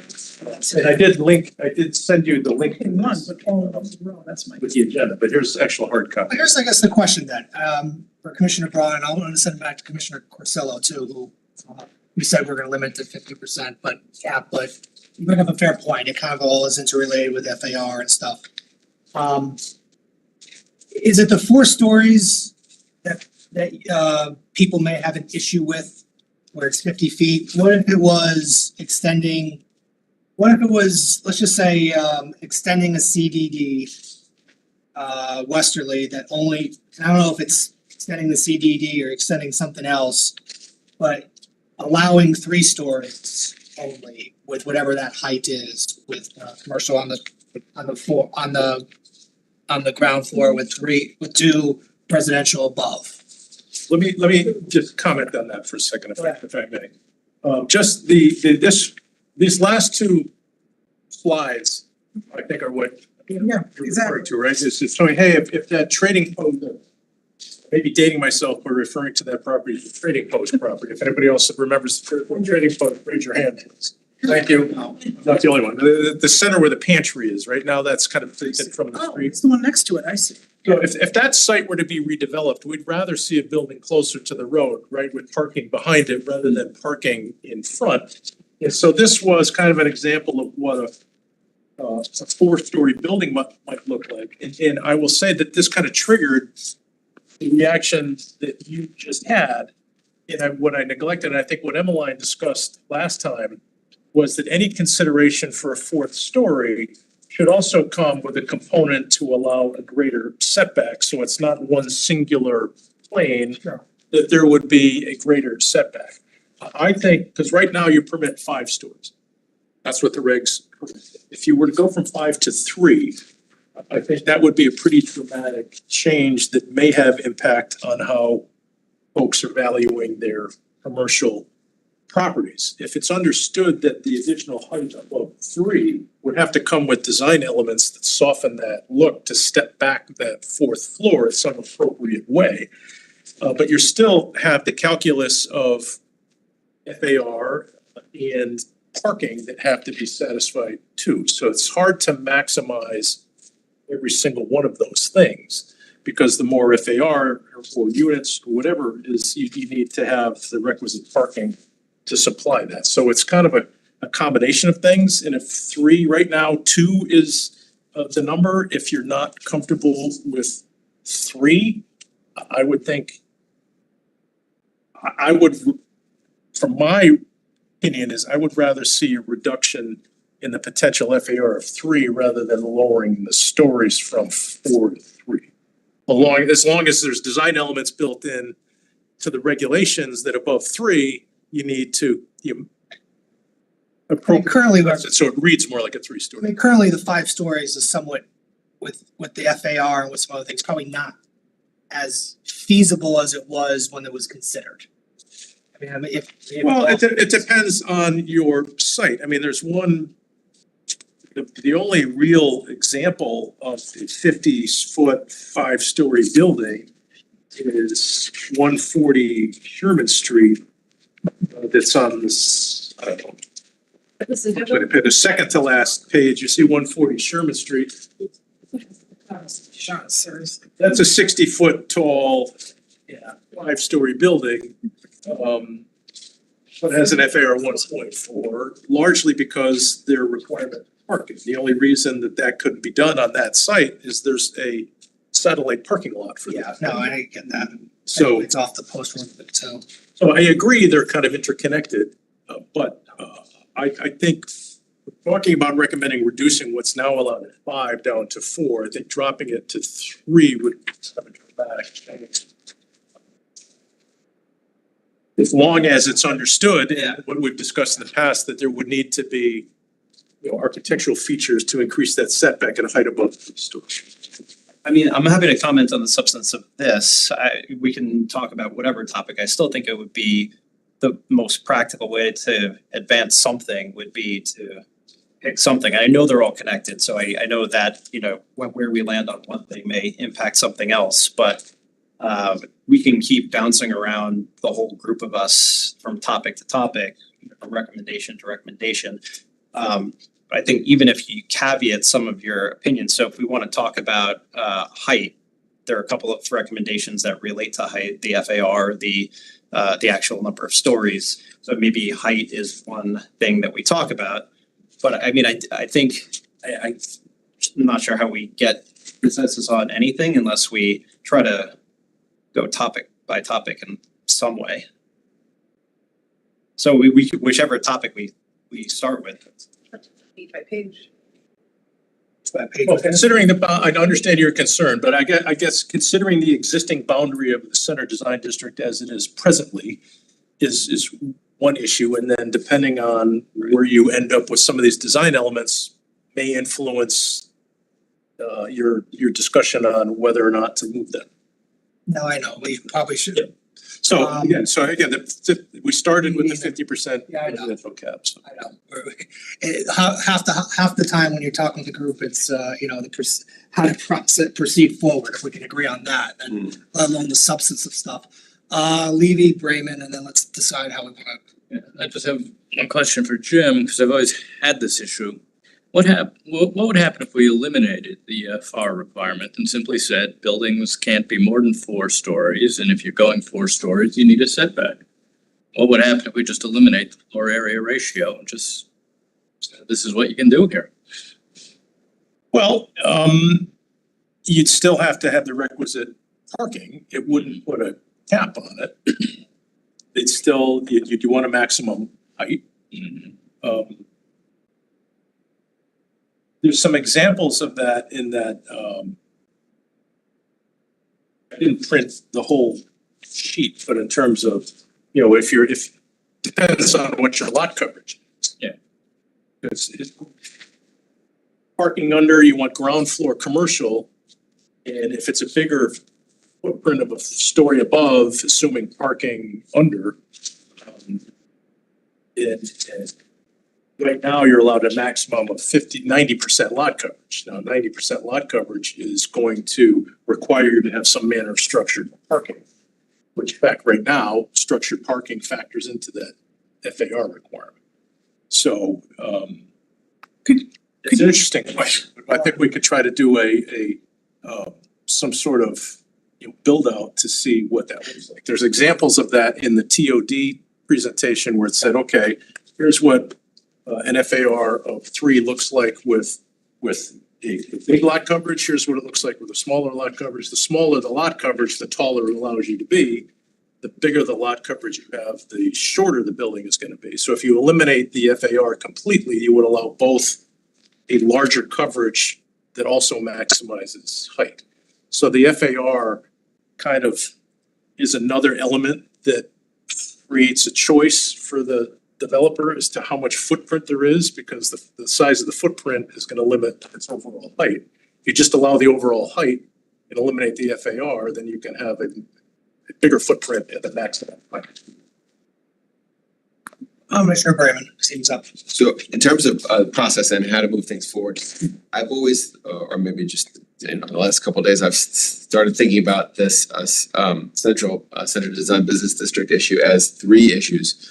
One is, how do we want to change the central design business district regulations, if at all? Do we want to follow the TOD recommendations, or some or all of them? I happen to have always liked most, if not all, of the TOD recommendations, and a lot of them have found their way into the POCD draft. And I happen to think that they're good recommendations and incremental, going up 2 feet in height and going down 1 story in height, I think and requiring a 15-foot first ground floor for commercial. I think that could generate a lot of potentially good projects for the downtown. But then there's 2 other issues that have perhaps stalled us a little bit. One is whether or not we make changes to the center design business district regs. Do we then extend that zone west all the way to the Mill River? And the third is whether or not we do that, what do we do with the Exide site specifically? So to break this down into more bite-sized pieces, what I would propose is, since there's another plan in the works for the Exide site at present, we don't know if and when it's gonna come before this commission, and it's gonna be my successor. But maybe we don't need to micromanage the Exide site in the POCD.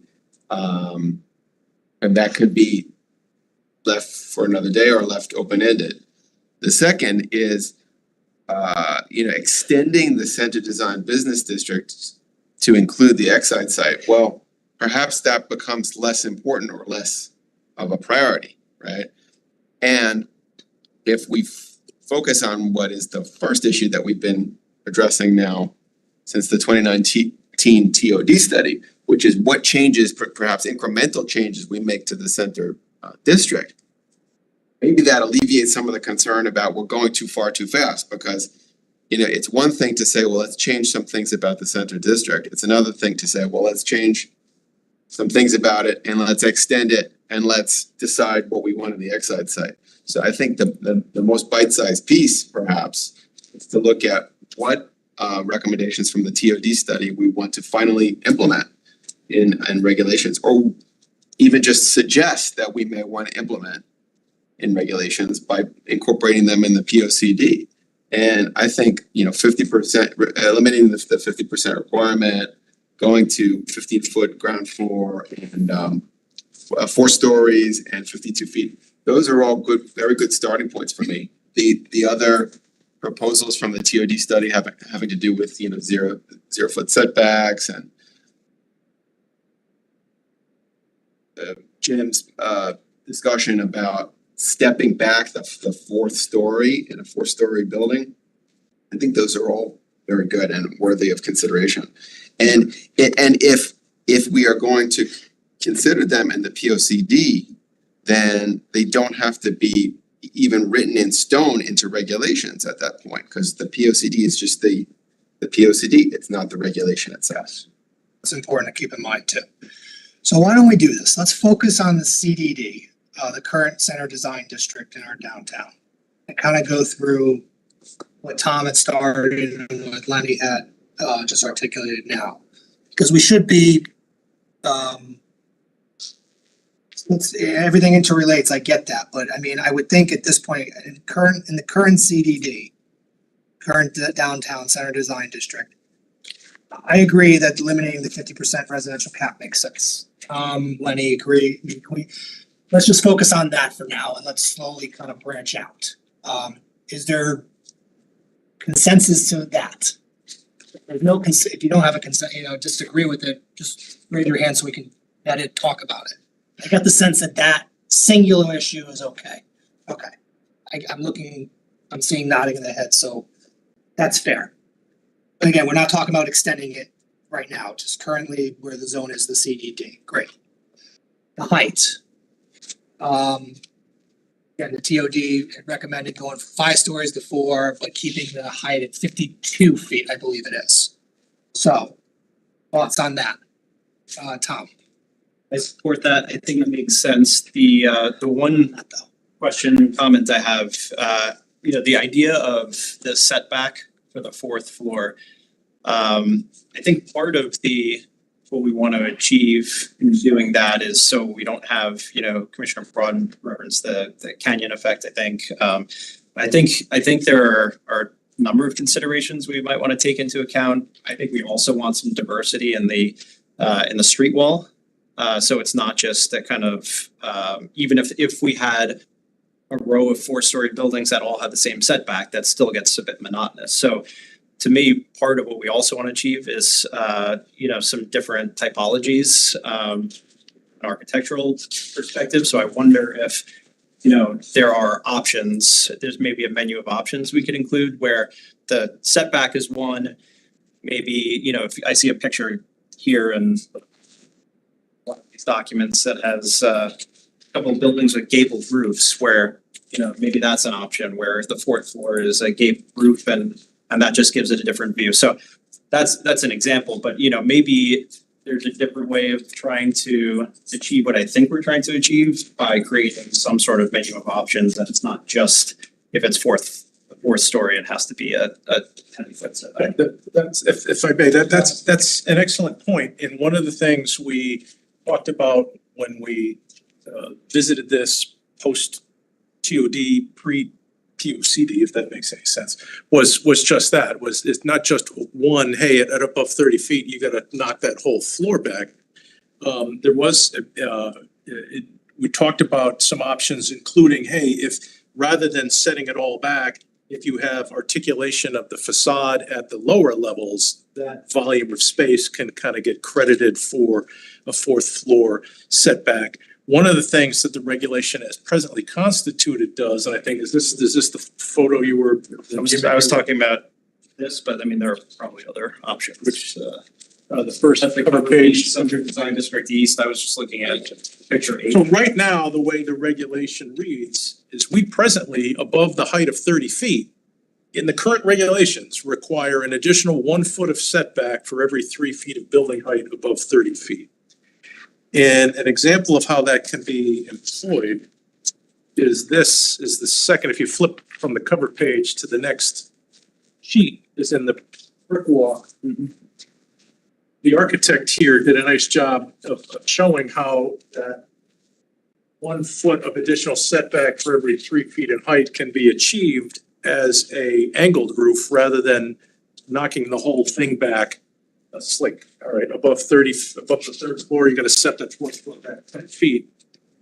To allow that variety of styles. So I would agree that you'd want a regulation, and that is really more in the detail of the regulation formulation that would be a next phase of this. And I think what was important to clarify is these are strategies for recommendations to consider. The implementation then becomes, what's the right regulation designed to get you where you want to go?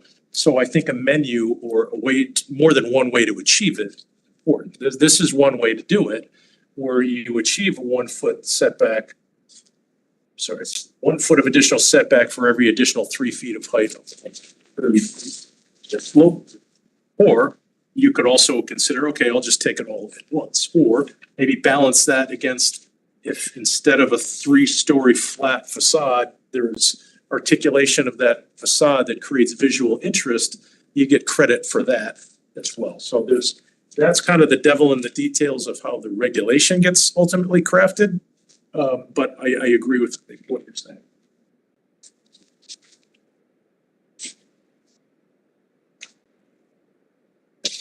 Thoughts on that, Commissioner Braun? Just looking at some of the other pictures in here, I'm looking at FAR. So that building you were talking about is in the brick walk. One is a FAR of 2, third floor, 46 feet tall. And if you look at the library, public library has a FAR of 1, same height, but that's because the lot is bigger, I guess? Yes. Oh, actually, no, it's a little shorter. Or it's only 33. It looks as tall, honestly, frankly. But Yeah, there are, I will say that among these photos in here, there are 2-story buildings that really kind of read like a 3-story massing, and 3-story buildings that kind of look like, if you look at that, the bigger version, just the middle, sorry, there's no page numbers. Actually, the same identical, 1305 Post Road, the medical building. Yes, that's the building I was gonna look at. Identical FAR and more or less identical height. But But that's a building that is up on a podium because there's a finished lower floor there. So while it's 3 stories above ground, it kind of reads more like a 4-story building. It feels more like a 4-story building here, standing on the it street. doesn't have the horizontal setback though, the 1 foot, No, it does not, but it's got a, it must have predated it maybe or something? well, it may have street line setbacks 10 feet. Oh, And then it's set back further than that, so I think it probably achieves it over the whole plan of the facade. It just has that kind of big portico, that gable that comes out with the columns to soften up the building. So, but to me, although it's 45 feet high, looking at that as you drive by it, it feels bigger than a 3-story building, because that first floor is like half a story out of the ground. Commissioner Braun, the thoughts on height and moving the stories? yeah. I'd like to see a few more renderings, like, you know, you're looking at something like the Royan Street building everyone complains about, that there's pictures of there and here. That was obviously 8-30G, so we have no control over the design, but I am wondering if we do develop a strict design standard, if that could help us on an 8-30G. You know, we're preserving, it's not a historic district, we're preserving our downtown area, which is a hub of commercial activity. And by allowing something hideous to go in, that could be a sort of defense against a really bad 8-30G if we have strong design standards. It can help, whether it wins the day on an appeal, but I think the Just the thing to consider in you know, hindsight's great, but an applicant would rather have an approval rather than a denial. So if there's something definitive that you can point to say, hey, if you design it more to look like what these regulations say, to like it better, they would, you know, most intelligent applicant would take that to heart, say, I would rather do that. Yeah, So I guess the short answer is yes, it would be more of a, if you can have a creative regulation that articulates that vision or that preference, choices, that it gives you more flexibility to demand that of an applicant. So everything that's been built that's fairly tall, that does not have I'm calling it a horizontal setback. I don't know the official term. It's going back a foot for every 3 feet above 30 feet. Some have it, some don't. The ones that don't have it obviously predated that regulation, or they got a variance, I guess. Or their setback. Well, it can be done in a number of ways that aren't readily apparent. Okay. If the building itself already has a greater than the minimum setback Oh. in its footprint, Okay. then it can be a straight horizontal plane. But if it's right up at the minimum setback requirement, then there's gonna need to be some physical change in that plane. So it's not immediately apparent just by looking at the picture. You need to consider what the footprint setback of that building is to begin with, whether it's right at the minimum or with seats. You know, one of the things you can do too is what we've done in the TOD is have both a minimum and a maximum setback. Yeah, one of the things we want to try to avoid in downtown in particular is have a brand new building that has a parking lot in front of it. If you'd have your choice now, you'd rather have the building closer to the street to amplify that walkability and desirability of space in the parking behind it. And so a maximum setback can be established to, or just simply prohibit, and we do in the center design district design requirements, actually, unless it's a corner, you're really presently prohibited from creating parking between the building and the street. And that's what we want to try to maintain. So you can do that in a number of ways. And again, that's the devil is in how you actually create regulation. So the first part of this is a recommendation of strategies to consider. And then once we cross that bridge, the next step is, okay, what's the best regulatory framework to achieve those strategies that you agreed on? Yeah, I think the ones that are 46 feet tall, they look okay based on how they're designed. I don't know if I want to go much higher than that, but I guess it would depend on the design and that everything wouldn't look alike. I'm looking at 200 Uncle Road. It says Tomlinson Middle School, but I don't think that's Tomlinson Middle School. It is. That is a photo from the post road across the tracks at Tomlinson, just to show you that we have that building is pretty substantial. Okay, well, that's not really comparable because that's not on the post road, but Well, that picture is taken standing on the southerly sidewalk of the post road. So as you drive by, I mean, you don't dwell on it as you're driving, obviously it's hard to get that vista. But that clock in the foreground there, that's in the parking lot of the old post office. Which was Plan B Burger and now it's Hartford here. So it's visible, it doesn't leap out at you, but if you're walking down the sidewalk of the post road in between those buildings and you look, you'll see that's just to give you a sense of. Thoughts on height and setbacks, stories and such. yeah, I could see adding, like, I'm looking at the community theater, that's 30 feet. The 1460 Post Road looks like it's about the same height. The community stays that size for now. Yeah, I'm not sure, I worry about going up to 54 feet. Too, but yeah. 52, well, keeping in mind, the present regulation permits 50. I know, but they can't get it because of the FAR, Well, that's, so, and parking. so it's kind of, Commissioner Francis? I basically like the two-story buildings we have in the center. I could go with 3. I think I'm like 46 foot commissioner. I am impressed with Joseph A. Bank, and the setbacks don't make it look bad at all when you're driving. The theater's 35, and that's the correct.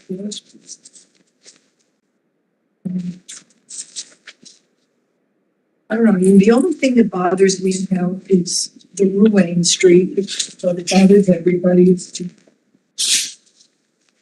And I agree with the commissioners who said we've got to keep things in scale. And the only two about if you start allowing, say, 42 feet or something like that, I think I'd go with a 14 and 15 and a couple of 12s.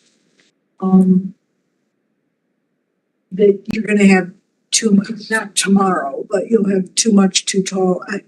I think half our attractiveness is the 1 story, the 2 story, and some of them are bigger. But there's probably no way to prohibit. Oh no, you can't have a 3 or 4 story because the guy next to you does, you know? But I think the variety that we have is what makes our center attractive.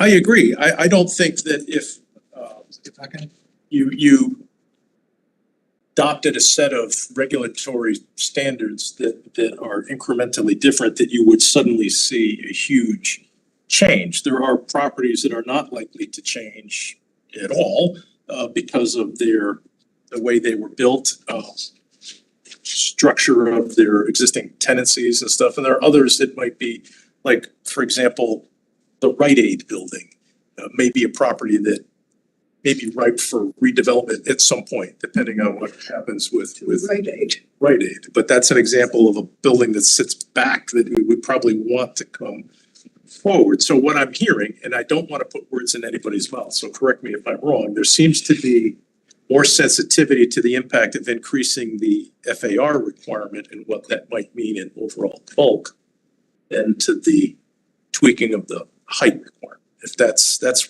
what I'm hearing, but if I'm not hearing that correctly, let me know.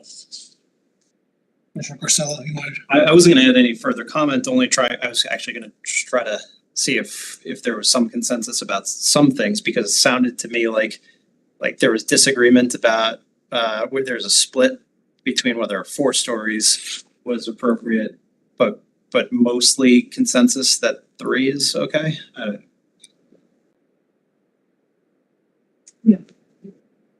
mean, everyone can go with 3. So like a minimum of 3, but some support for 4, some opposition. I think that's the sense. Again, with the understanding that there would need to be additional design requirements above that height to get you. Yeah. Commissioner Leahy. Yeah, I mean, I don't have a problem with 4, for instance, commercial first floor, 3 floors residential, as long as the facade is broken up and, you know, I mean, even that, the building on Ruane Street, which is actually, 5 stories, right? Penthouse is set back. If it was a floor lower and that floor was set back, it would be a totally different impact. But I mean, and I don't think if we allow for, everybody's gonna be adding 1 or 2 floors. It's just not gonna happen. See some development along those lines and some mixed use, which we wanna promote. And it gives us gives the developer the flexibility to, have more residential than, let's say 75% residential and 25% commercial.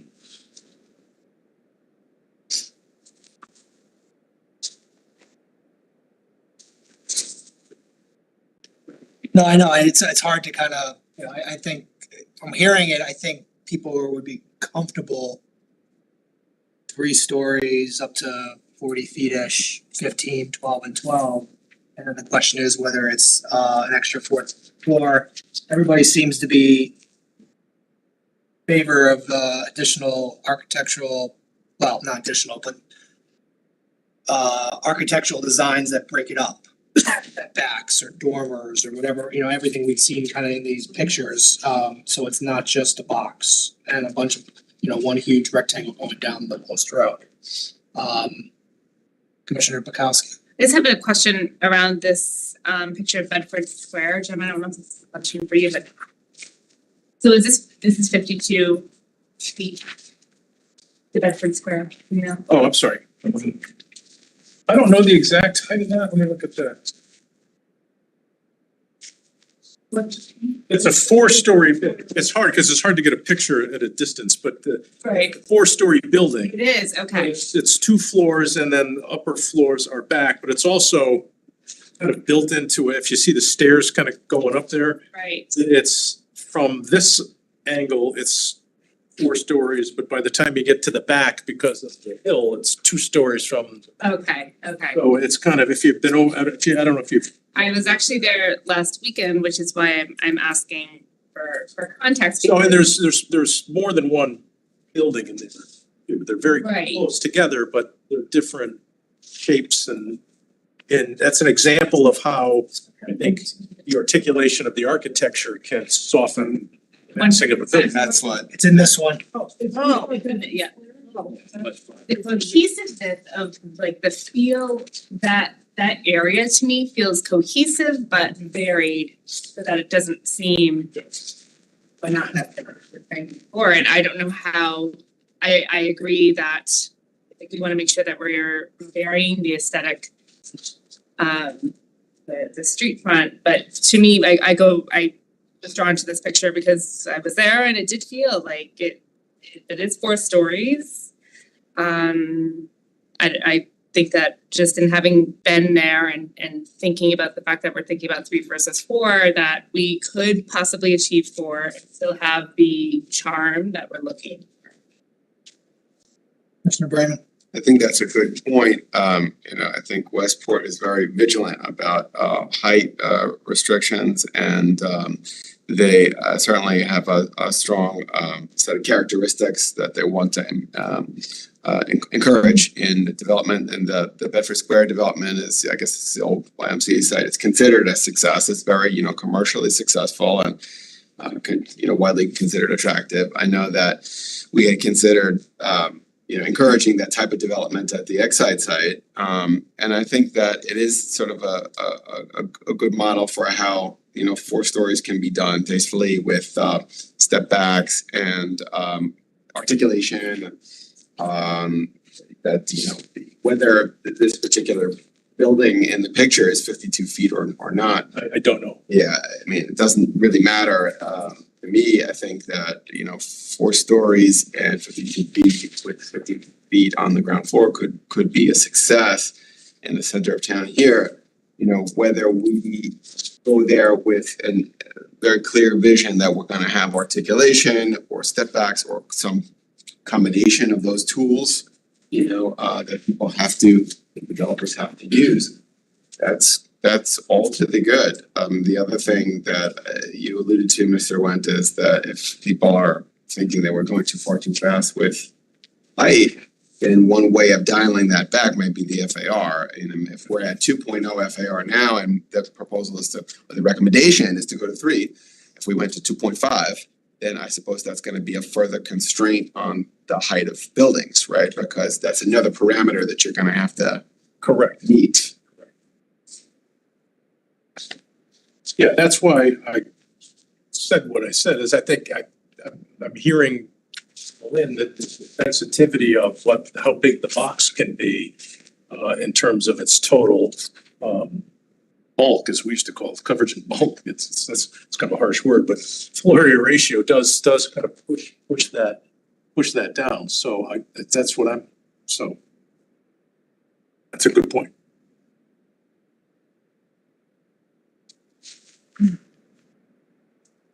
Commissioner Braun. If we do change design standards or anything like this, and I don't have a problem with extending that down farther down the post road. So how would that work logistically? Like, let's say Raleigh's, they sold to somebody. Would we then, That was our next point is extending it down. well, I was just gonna, no, not extending the density or the height down, but extending design standards or saying if you want to renovate your building, what would trigger, we would have in our regulations, something saying you have to do it this way. Like, for instance, putting the parking lot in the back, that's really the main thing I'm. I'm gonna do a talk about extending it down. That was gonna be my next one. Oh, okay. That or Exide particularly. I don't care. We don't have to extend that down, we could extend something else down, That's true. We don't have Yeah. to do that. But I wanted to let's see if we're done with the CDD stuff. Okay, well, so these photos are extremely helpful. And I'm just curious, the Fairfield Station lofts, which is the one down by the train station, 833. what is the far of that? Because that's not a fairly small lot, isn't it? Oh, yeah, that was an 833. A little triangle. Yeah, I'm just curious, because I don't know, but I can calculate that. so that's That, 10 feet taller than we would allow in the downtown district. That is in the downtown. The downtown district goes east towards like Shopping Plaza. the current boundary is fronting Post Road from Beach Road west to Bungalow Ave. Like a couple of lots west of the Mill Plain Road intersection. So yes, this is in the center design. It exceeds the height by 13 feet. At least to the roof deck, the main structure of the building. So far would be floor, you'd have to know the floor area divided by Yeah, the. we can get you that number. I don't have it, we didn't have it at the time we put this together, but we can get that. And the community theater, the FAR is 1.25. So but it just happens to be that way because that's how they built it. But they could potentially right now go up higher, right? It's 30 feet in height, the community theater building. Right now, the regulations would allow you to put theoretically One more floor. height. 3 floors on top of that, make it a 5-story building at 50 feet. But you couldn't do that for the entirety of the building because you'd exceed the total FAR. So that's where I think Commissioner Brayman was suggesting an incremental change to that rather than going from 2 to 3, perhaps considering a lesser shoulder, maybe less specific recommendation. Again, keeping in mind there's 2 steps to this. Recommendations and strategies that are within the POCD, but to implement them, they have to become actual regulations. So maybe perhaps a less specific recommendation to consider increasing FAR to a number above 2, rather than spelling it out in the POCD that 3 is the right number. We can also put in this POCD that we are mindful of the TOD study and the recommendations and would consider implementing them either, as they are stated or incrementally too. I mean, we don't necessarily have to say you can have 5 bullet points that have the various topics that we're discussing. We can have one that says we have a TOD study 2019 that gave recommendations. It's in whatever soft language that we were talking about, consider implementing them incrementally or otherwise. So I mean, we don't have, that be another thing. It's nice to talk and we should talk specifics, but POCD does not need to be specific, I guess. It can be as I just said, which is not vague or ambiguous. It's still giving direction, but it's not as specific as, we want to go to 52 feet. We want 3 FAR or 2.5 FAR. So I mean, maybe that's another way of handling this too, is acknowledging that, acknowledging what I just said. So. Commissioner I Harrison. would say I'm concerned about putting in the TOD study recommendations. I feel like I've said this before, I feel like this data is just very stale and not really current with the times and the developments in a post-COVID world. So I really wish we could embark on another TOD study because I think trends have really changed. That was probably done, 2019? The data was probably taken 2017, 2018. This POCD is 10 years, we will be a 10-year visionary document. So we'll be working with 20-year-old data. Well, in terms of the housing strategies that we're talking about? Housing, trends in ridership. I mean, we just saw MTA is cutting ridership down in Metro North. Yeah, but I will say that there were, for example, the Strategic Plan Commission was pushing a bigger, one of their big things, they wanted to do an air rights project above the downtown parking lot. We discussed that during the course of the TOD, and there was a huge amount of about that. So I would agree that there's much more sensitivity to the scope and overall size and magnitude of development downtown than there is at Metro. But in terms of TOD, I think, you know, and I know this is not gonna sit well with a lot of you, but there's gonna be a continued legislative push to potentially have some minimum densities around transit going forward, despite the fact that, yeah, fares went up, and I think at least as it. Utilities is being cut, but we. As it relates to Metro North, I think their cutbacks were largely on Fridays because, but I understand your point, but I I like think. TOD, I'm not saying I don't dislike TOD, it's Yeah. no matter what I. I think dislike. that, but clearly what we're seeing is from what the development community is proposing is that there's still incredibly strong demand for rental product downtown and just about anywhere it lands because it gets leased up so fast and it just speaks to the, I don't know that I would agree that the demand numbers are stale because the current demand we're seeing, not just at Fairfield, but all over the place. It seems like everywhere you go, you're seeing more and more and more apartments being built in places that traditionally didn't have that type of housing. So there's still very, very strong, I think, market demand for that type of product. The question is, what's the best package for that to be in? And I say TOD study, but the TOD study separately reviewed downtown. It did, and So they it wasn't like it was- concluded that, and right, and again, and this plan does recognize that tension that's there. It's between the desire to have some more diversity of housing options, but also balanced with the desire not to mess so much with the community character. And that sensitivity is greater downtown for sure than it is at Metro Center, where that's more of a, hey, let's build something, create something new here, rather than downtown, where we're talking about what's the best kind of infill type of development that may happen. I don't think you're gonna see a clearing up the slate and a complete redevelopment of our downtown, nor would we want that to occur. We're talking kind of infill sites, not a en masse reconstruction of the entirety of the downtown, but there is incredible demand for that type of product. There's also a housing shortage and there's not a whole lot of inventory and Exactly. big part of it too. Right, so how do we have over 85% of our housing stock is single family. How are there ways that we can create diversity with that housing stock that's a good fit for Fairfield and how it might work? And right now, we're just talking about how that might fit in downtown. I mean, there's broader discussions elsewhere, but for now, we're just kind of talking about what's the best fit downtown. No, I appreciate the honest discussion. Thank you. Sure, I was gonna go to extending stuff out. I was just gonna ask, would it be possible to get a few renderings that you mentioned of for this height, allow this height this far, and then. Yep. Cause parking is also a restriction, we haven't talked about parking yet. How does parking factor in, like? Because we're also gonna relax. Well, that's. Parking, Yeah,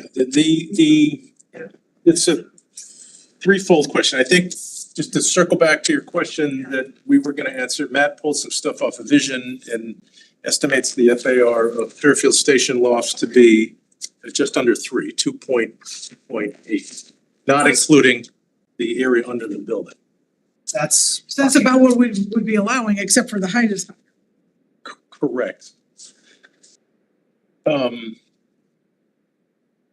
I'm sorry, I forgot the other part of that question. Parking. So parking is there's several components to that. Just talk about office parking.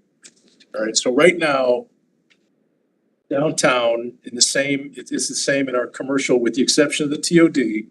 It's for general office, it's 4 parking spaces per 1,000 square feet, 1 for every 250 square feet. And for medical, it's 1 per 200, so 5 per 1,000. In the TOD, Metro, in the Commerce Drive Design District, because there's certain economies of scale that accrue the size of some of these developments, the regulations reduced office parking to from 4 per thousand to 3 per thousand. So 1 parking space less per 1,000 square feet. And I think mainly we're talking about residential parking, because right now our code says if you've got more than 11 units, you need 3 spaces per unit. That's a very high number of parking spaces per unit on a build, And so in the TOD, for example, we have, there's 2 different calculations, but Metro Center, it's the lesser of 1.25 spaces per unit or 1 per bedroom. So you add up all the bedrooms, so it works out to about 1.25 spaces per unit in the TOD. By bedroom, right? It's either way. If it's the lesser of 1 per bedroom or 1.25 per unit. So if it's a studio or 1 bedroom, it's only one space. Well, it would, but you add it all up. So if you've got, Oh, yeah. 80 units in 100 bedrooms, you'd need 80 times 1.25 or 100. So 80, so 80 times 1, so the lesser of the 2. So I think the recommendations for parking manifest themselves more in the residential side than anything else. Eliminating for office space 1 space per 1,000, I don't think is a huge change. We already demand less parking for retail downtown than we do in other places. Like on Black Rock Turnpike, for example, you need 5 spaces per 1,000 for retail, 1 space for every 200 square feet. Downtown, kind of recognize that you're not, if you're going from Old Navy to ShopRite, you're probably getting in your car and going from one parking lot to the other, right? But if you're going from Fairfield University Bookstore to across the street to Fairfield Jewelers, you're probably walking. So the regulations recognize that and require 1 space for the first 1 space for the first 1,500 square feet of retail and 1 per 250 thereafter already. So I don't know that we'd want to reduce what you require for retail. It's already lower downtown. It's already there. It's more of, if you're gonna do a 15 units above retail, do you really think you need 3 spaces per unit for the residential units? I would argue you probably don't, because the experience we have with other similar projects are that they're behaving very close to 1 space per unit. So, If you're allowing more residential, you still need a space for those units. correct. So We're that not makes- suggesting that if you have a 100-unit building, just to take a big example, that you wouldn't still need at least 100 parking spaces for those units. You still have to produce them. So Would still be a restriction on absolutely it would. how many units you could put there, even if you allow more than 50%. Correct. That's why I said before that you typically, how many parking spaces you can provide way more often than FAR and height restricts your overall development capability, because you still have to provide for the requisite number of parking spaces. So I don't think we're suggesting that you don't need to have any parking for residential. It's just, you don't need 3 per unit, probably. You could reduce that down to 1.25 per unit. So if you're doing 50 units, you're still gonna need, 65 parking spaces. And your ability to produce those parking spaces is gonna limit your number of units you can provide independently of the height you allow and the FAR you allow. The other parking piece that's been discussed within the business community and in the regulation is some relaxation of restaurant parking in particular. And there's some consideration in the draft to say, all right, should that be the same as retail? So, and every time a if there's a tenant change from a store to a restaurant or a restaurant to a store, that they don't need to go to the zoning board of appeals, because history has shown that those applications have been broadly approved. The zoning board of appeals has granted myriads of variances for restaurant uses under the idea that they're operating primarily after office hours. There's a general supply of parking downtown, maybe not proximate to that particular establishment, but you got Sherman Green, you've got the parking structure at Fairfield Bookstore, and you got 1,500 spaces at the train station that you could park in after 5 o'clock, and et cetera, all add up to a lot of parking that you don't need to keep incrementally adding more. And I know opinions vary, and you ask 100 people, you're gonna get 100 different opinions as whether there's enough parking downtown or not. But it seems to be working. The restaurants are thriving at night. They wouldn't be doing so if people couldn't get there. Yeah, you may not be able to park within 50 feet of the restaurant you're going to, but you're gonna find a place to park. If you're going to FTC, I generally park in the train station and walk over the Uncle Road Bridge. But so that's a long-winded answer to your question, but there's several facets to the parking question. Are we asking too much parking for residential? Should restaurant parking be relaxed a little bit, given the track record of variances that have been approved? And the other pieces to that. So we're not suggesting that all right, you do a maximum height, maximum FAR, and now you don't have any parking on your site. That's not what we're saying. You still need to have all of those components, so you're gonna overall limit the size of the development. Well, let's stick with parking since we're discussing it. Commissioner Harrison. Yeah, no, I'm very intrigued by potentially relaxing some of the parking regulations that we have. And I think we talked about this the last time, like you go to the Stop and Shop, you go to a number of big retail places. Yeah. Those parking lots are a waste. We know that they're not really being occupied to their capacity. That maybe that could be used for housing, maybe it could be used for a number of things. So I would like to look at this, and the restaurant regulations, they're pretty arbitrary. I mean, it's what, based on table and square, is it based on table? It's based on patron floor area. The history on that, it used to be based on the number of seats, which was impossible to regulate. You needed, just to go back how, I don't wanna call it archaic, but the old regs were one space for every 2.5 seats at tables and one for every bar stool. So depending on the furniture layout would dictate how many parking spaces you needed. Well, it's impossible for us to go, okay, restaurant A comes in there and they have 50 seats and they don't have a bar, and then the next guy comes in and puts in 15 bar stools, and now you suddenly need 15 more parking spaces. Didn't make a lot of sense. So we went back. There's two levels to this, because the fire marshal also has a capacity, and there's surprised since this is a fire station. That's right there. Okay, thank you.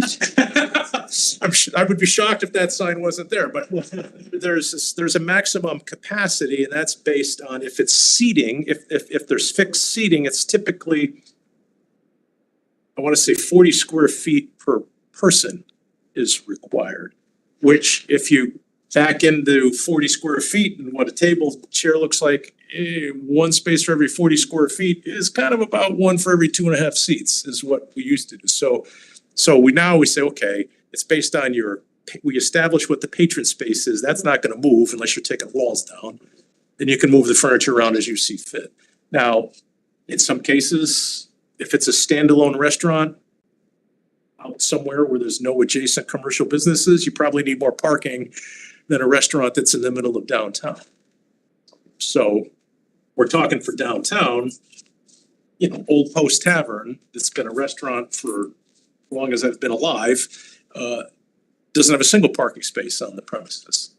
There are others that have some, but I agree with you, and I know that's something the Affordable Housing Committee has been looking at, is looking at aerial photos of way overparked, space, and at some point, you're right, there's diminishing returns at some size, and some communities are saying, hey, you don't need any minimum parking. Well, you think that you look at like the McDonald's on the Circle, that is more of a drive-through service than it is eat-in. There are probably 20 spaces. I go there for Diet Cokes. And No, but in Duchess and all those eateries, I think it's something. I would say that the fast food marketplace has changed dramatically in that there's probably a greater percentage of business that's going through the window than going over the counter. I would agree, or Grubhub or delivery services like Grubhub and DoorDash and all that other stuff is a substantial part. I look at McDonald's at Circle because they just did a really nice job of refurbishing it, and I feel like it's such a waste because no one is really going there and enjoying it, but Well, I will tell you that they are through the drive-thru. anecdotally, Right? no one likes to admit they go to McDonald's, but they wouldn't be one of the world's largest corporations if nobody went to McDonald's, right? It's like, I love their french I fries. feel like Jim Gaffigan. So I went there this evening and I couldn't get a parking space, so I had to use the drive-through. I went around the building and I don't know if it was a shift change going on, because as soon as I went through the drive-through, about 5 employees came out and left. So maybe it was an overlapped in shift, but I drove there and there wasn't a parking space available, so I actually used the drive-through. Cause I ordinarily would just park and walk in, but, so it's not a one-size-fits-all proposition. But what I would say is, from a planning perspective, when you have a regulation that has a very long history of successful variances being granted for that regulation, it's kind of is a red flag to say, hey, maybe we should consider changing this. If it's constantly being requested to be waived, and those waivers have generally been approved, maybe we ought to consider changing the regulation. Approved without any major consequence. Right, and that's the consideration that the board takes into effect. I know you said, oh gee, what was the hardship and all that, I, digressing again, having sat as the chairman of a zoning board of appeals for over 25 years, the recording is on, I don't care. And all the lawyers will tell you that a strict hardship test on an appeal would have a hard time standing up to judicial scrutiny. But there's another prong to that is practical difficulty. And so when I, as a ZBA member, look at an application, and I think it's fair to say our ZBA does the same thing, is, am I gonna create a negative impact for somebody? Is this gonna harm somebody else's business? Or am I gonna create a problem downtown? If this is gonna be a benefit to the business community, and at the same time, I'm not gonna create an off-site negative consequence, let's give them the benefit of the doubt. And so far, I think that's worked out pretty well. Again, opinions may vary, but I think the fact that we have a thriving restaurant entertainment kind of cluster downtown is essential to the benefit of downtown. And having some additional feet on the street, so-called, eyes on the street, some additional people living there, I think helps that, because they then can walk. They don't have to move their cars to walk from an apartment at Anchorage to go to any of the restaurants downtown. You can walk there. So I think a lot of the those of you that were on the commission when that project was being deliberated and discussed, there was a lot of anxiety about the traffic impact 90 units would have right there in that location, with the school traffic and the commuter traffic and all of that coalescing in one place. And it's turned out not to have created any real off-site impact, because that traffic gets spread out over very long periods of the day. People are working differently, they're commuting differently. There's more people on the road nowadays, in my opinion, at lunchtime than there are at rush, quote unquote rush hour. I think it's harder to get through town at lunchtime than it is on the way to work in the morning. So I would make one more point too, just on parking. I'm not Go a ahead, parking then, expert, but I've Priscilla. been just trying to learn more about it. For the environmentalist, I think on the board, we can think about, sometimes we would have to remove trees in order to accommodate parking spaces, more asphalt. You don't always like that, right? So I think it's something to consider seriously as we proceed. Commissioner Corsillo. I know you're trying to get to the footprint discussion, but I just wanna make sure Let's there's, stick on parking though. We jumped on it and that's fine. This is just as good. I mean, so we'll go to the footprint, extending it next. fine, good, okay. Strongly in favor of reducing parking minimums. I think that in general, not just in this district, they're overly burdensome. But I think I think there's a real opportunity to reduce them in this district, and I think there are in many cases much better, more productive uses for that space.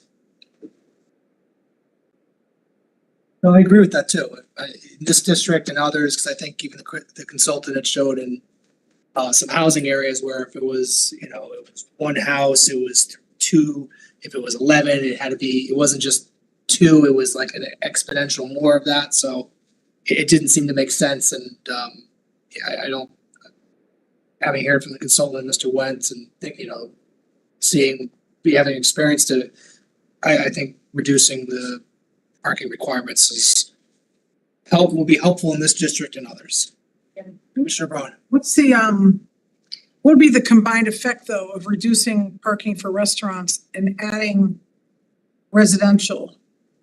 When there could be a need for overflow parking for some of the when we talked about one of our applications, we were talking about overflow parking and people park on both sides. You can't park. I mean, it's really hard to find parking on Sanford. That was the I-830G, where we were kind of. That I do was unique because that's the first application, the only application I've seen in 36 years where an applicant acknowledged that they weren't providing enough on-site parking that their use demanded. But it's gonna be okay because there's lots of parking around that we can use. So I agree with you on the one hand, for restaurant use, it's a different behavior. You wanna make sure there's enough parking for the residential tenants that show up when they're coming home to their apartment, they've got a place to park. It's tricky it gets a little trickier if that mixed-use building also has a restaurant. That there would have to be some sort of enforcement mechanism for potentially assigned spaces for the residents. That's more of a management issue. But I don't think we want to be at a point where we're not providing what the commission is comfortable with is a minimum threshold number of spaces for any development. That it's just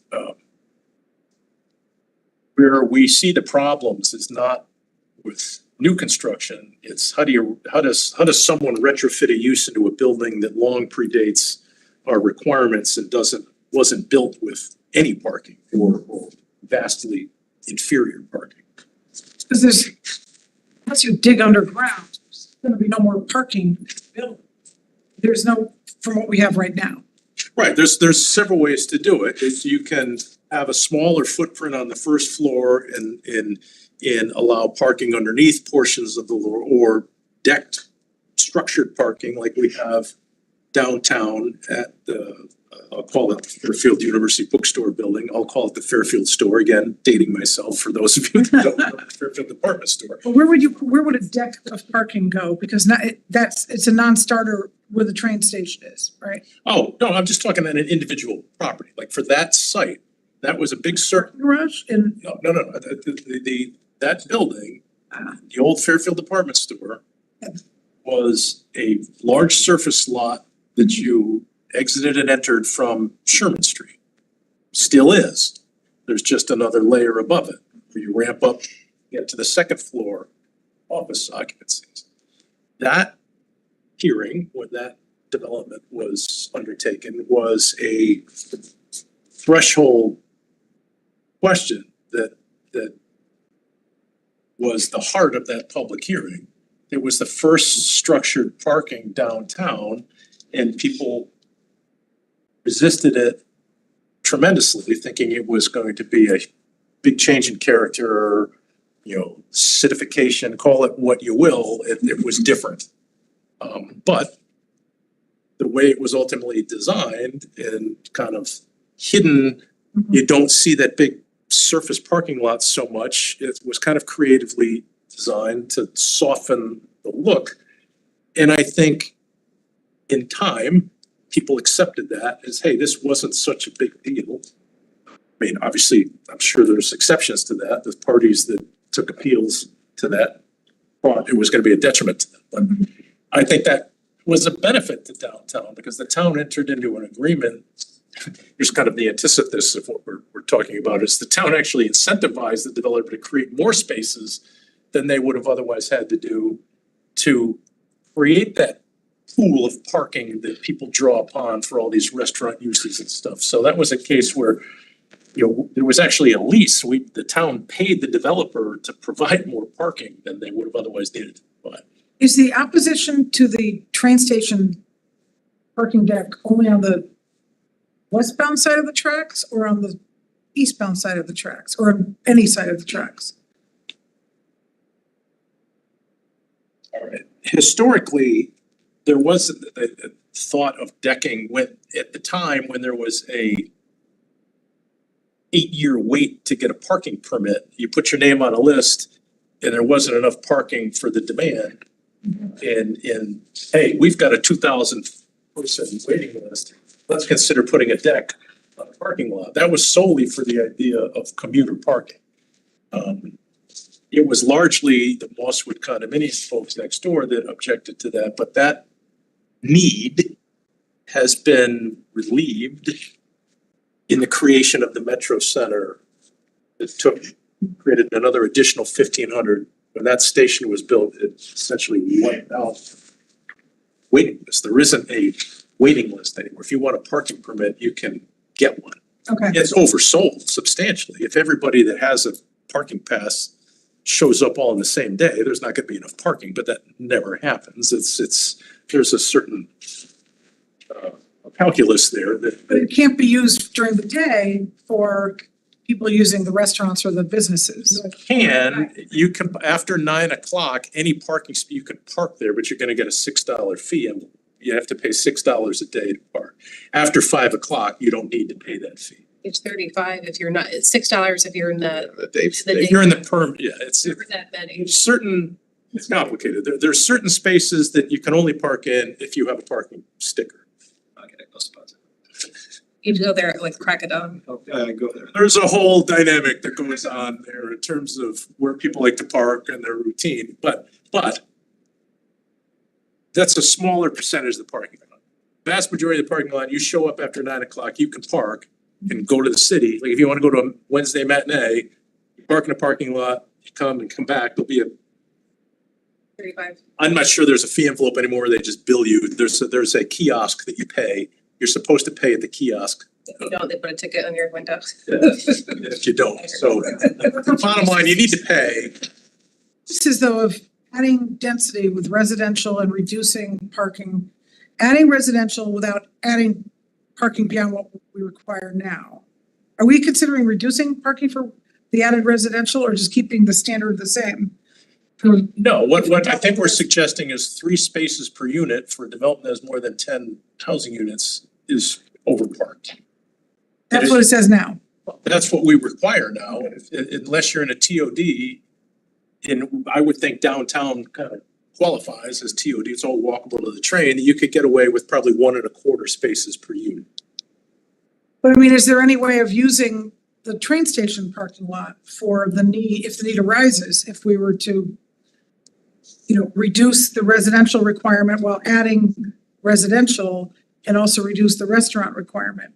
I don't think you'd want to rely on the train station parking lot for the residential parking, but it's certainly relied upon now, today, for downtown parking. FTC events, restaurant parking. That's all only that. after 9 though, although, After 5. After it's 5 after p.m. 9, After 9, okay, you can park anywhere, but you still have to pay a daily fee. oh, okay, After 5, it's free. You can park anywhere. okay.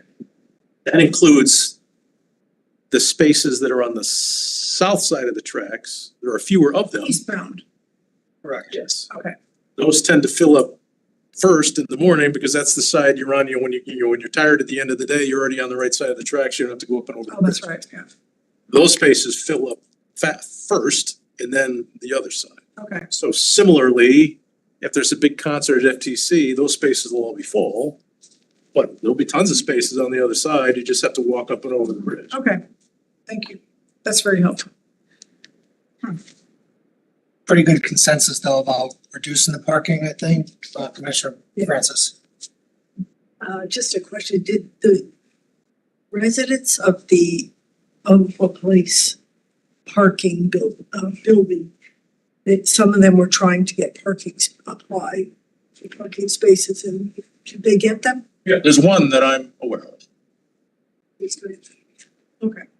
because there's not a, you know, there's, I mean, obviously, since COVID, it's not as full as it used to be. That's not to say there aren't substantial number of people there. But yes, I'm aware of only one that applied, and they received it.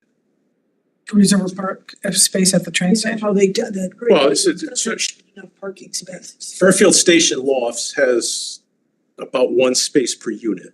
So if you lease a unit, you get a parking space. Mhm. If you have more than one car, their pitch was, hey, if you've got more than one car, this isn't probably where you want to be, but they're not, you pay to have a car, you pay for a parking space.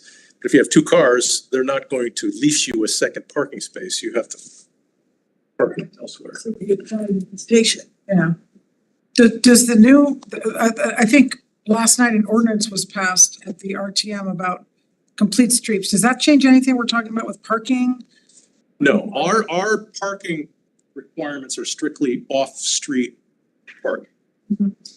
The complete streets ordinance, as I understand, is how to considerations that should be taken into account when there's public improvements made to the public street that create potential amenities for pedestrian, to be more mindful. There's a complete streets policy existing that's already there. It's just not, there's no ordinance enforcing it, I assume. Well, Now there is. as I understand it, that's correct, but that's mainly the public realm, public street. If the town is going to do a major improvement project to a public street, then there are things that they should also include in that design to consider. Should there be, if there's not sidewalks there now, should there be sidewalks? Should there be bike facilities if it's appropriate? Should there be, other things? There's a whole host of things that can make a street a complete street. I assume that would affect our passing regulations related to setbacks or coverage or anything like that. Not in my opinion. What we need to consider, what this commission already has in their regulations is how do we get folks from the public way into the private building?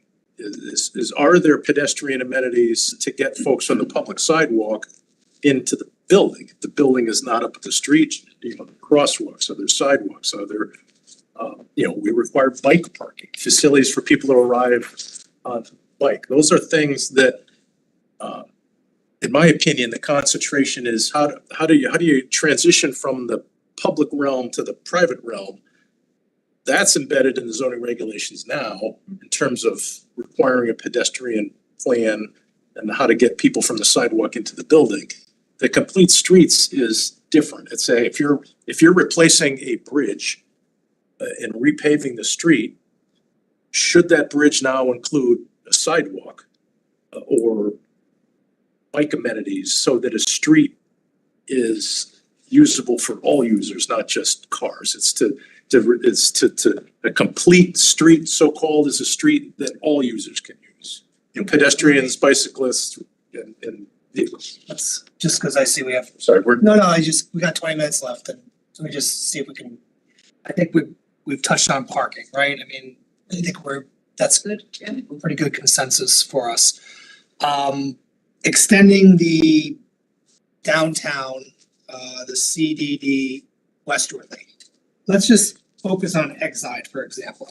I think, right, because I think that's something we may get some consensus on. I would think if because you may have an application that's industrial with the Porsche, which is fine, that is what it is, but it's the biggest lot we have. It's right next to the Mill Plain. It's a unique lot. It's industrial, which protects us from 830G applications there. I would think that even if we wanted to extend the CDD the downtown district westerly, that we would probably want to somehow exempt Exide from it, if that's possible, because it's industrial, it's protected from 830G, it is itself the largest lot. And it might make sense to do that anyways.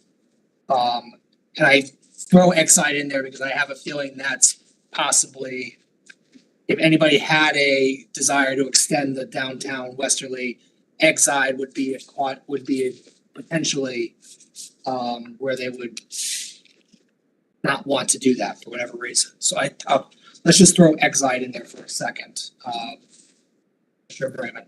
Yeah, we might wanna be silent about it in the P O C D and not say that we do wanna extend it to include Exide, or we don't wanna extend it to include Exide, and just not address Exide in the P O C D, because, you know, the Porsche project could fall through and there could be some change, or the owner could have a change of heart, or even, you know, pay to break the lease, and we could be in a position where we might want to consider a project like you know, Bedford Square project for Exide in the future. But at this time, I don't think we have a consensus to extend the CDD to Exide.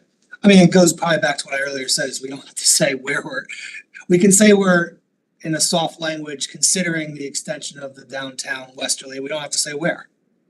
That may take care of Exide in itself, but now that brings us back to the idea of extending the footprint of the CDD, and you know, that's a fair point, Commissioner Brayman. Commissioner Corsillo. I would say if we're going to, I think that makes sense as an approach. If we're going to be softening the language to make it a little more general, might even say it might be worth considering just being even more broad and talking about just extending the district, because I could make a case for extending it east also to some extent. I mean, when we don't have to get into the specifics of how far east, but and so why limit it? You know, if we're going to soften it, maybe soften it by making it even more broad, so it could potentially encompass an eastward expansion. That's a fair point too. Because I mean, I think the downtown has design characteristics, and I mean, we've been talking about the other zoning regs potentials that I wouldn't mind seeing extended. The current DCD, I don't know, I think can be improved upon by extending the downtown district. Even if it's just really the design characteristics. I like the downtown, and once you get past it, you know, there's some nice buildings obviously in the DCD. I'm thinking westerly at this point, because that's just what I've been focused on. But I like the downtown better in a lot of places. So extending that out with everything we've discussed, it makes sense to me. And I like the idea that, you know, we're putting out soft language, that extending it and just leaving it at that. Commissioner Harrison. Yeah, I'm aligned with Commissioner Freeman on not calling out Exide. I don't think we need to get that explicit in a P O C D. That's fair. I'm also just cautious of extending this district that far right now, because we don't really have a holistic traffic study. And I would really recommend that this commission pay for one before we expand it any further. I just know the traffic constraints that we have right now. I live fairly close there, and I kind of live it. I think these are big challenges. Be a public safety hazard, could be a number of things.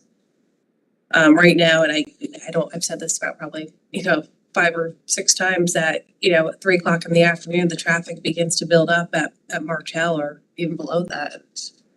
Having more build up, I think, would not be good.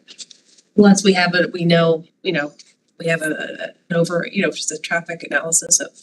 No, that's fair. I mean, the thought though is too, the DCD is not fully built out either, so they can always come to us with the current regulations to do, more than what's there.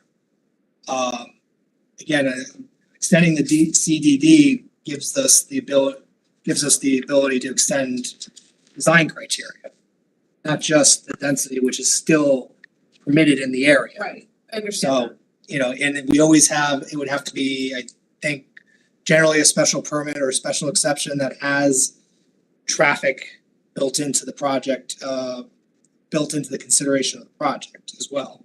So I mean, you know, if we can get a holistic study, that's fine. But we have to consider not just it can't be just comparing the present to a fully built out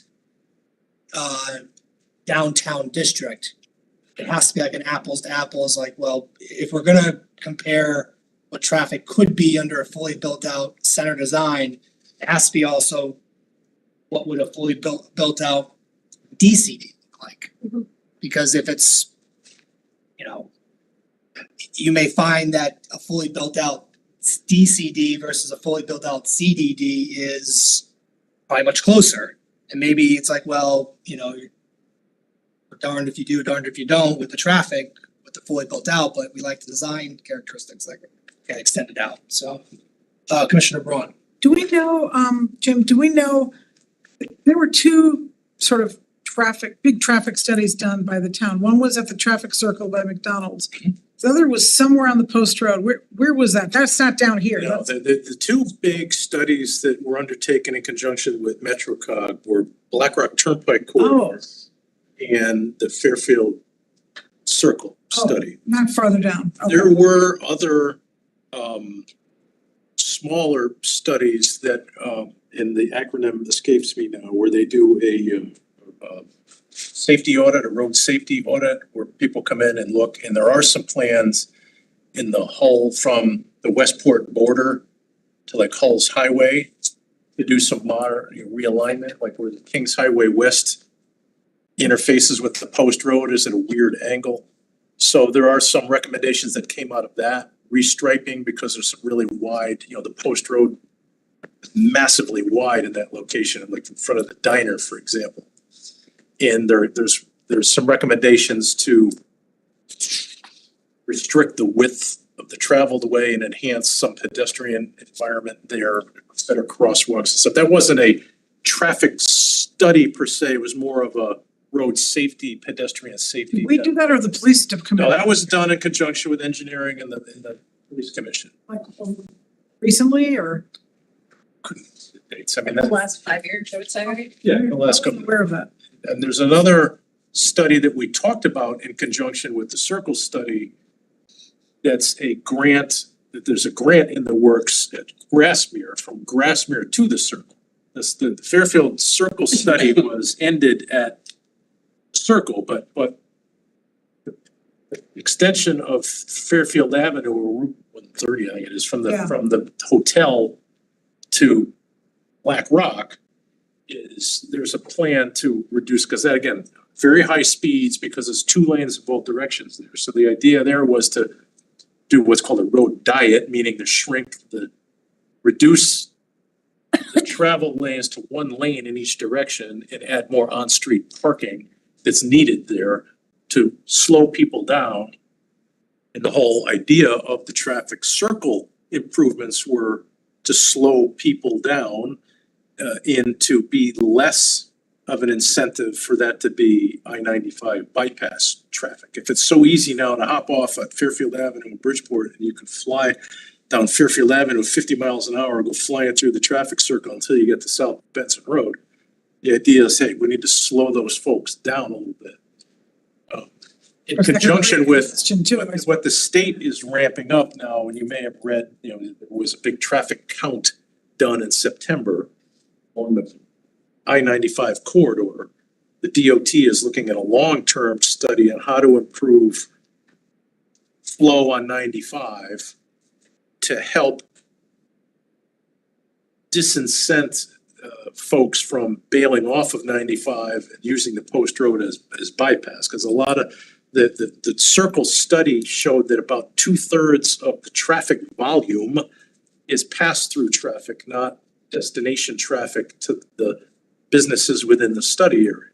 So I think that holds true for the post road in general, that a pretty high percentage of the traffic that's on the post road is pass-through traffic, not necessarily traffic that's destined to businesses on the post road. In the more that they can create capacity to have better flow on the turnpike, would help pull some of those folks off the post road back onto the turnpike if it worked better. For example, I've been a big change was I abandoned completely. I live in Monroe, and so I would take 95, get off exit 27A to go Route 25 north. That's was a horror show of an exit, always backed up. I hate the way people drove on Route 25, so I've long abandoned that route, and I just take back roads now. Within the last couple of weeks, they've completed an exit, so now two full lanes exit at exit 27A versus one has dramatically reduced the queue at that exit. So now there's hardly any delay now exiting 27A. But notice Because they've doubled the capacity of that exit. There was a construction project that's just complete. So that has been a tremendous difference in eastbound flow or northbound flow of 95. Getting off. So they're looking at other ways fix 95 to make it less of an over. correct, to make that flow more efficient so folks aren't just knee-jerk bailing off and using the post road as a cut through. And the other thing about two things about extending. So is there a possibility if we're talking about changing a zone from either direction, east or west, could you do like a step down zone, like halfway between DCD and the density of the center district? Well, I guess you could, sure, but the You could have distinction, certain elements. so we're talking pretty similar heights in permitted uses, with the exception of downtown, we're talking about potentially eliminating that 50% cap residential rather than necessarily moving the zone boundary. The other consideration is should you consider reducing that 50% cap in the DCD rather than changing all of those parameters?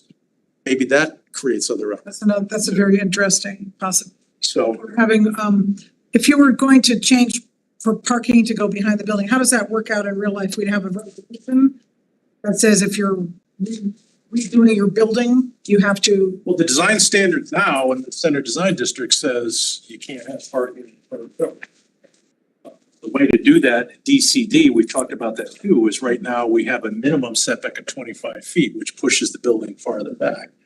You know, when Black Rock Turnpike, for example, was largely developed, the standard then, hey, all the buildings are towards the rear of the property, all the parking's up front, that's what retailers want.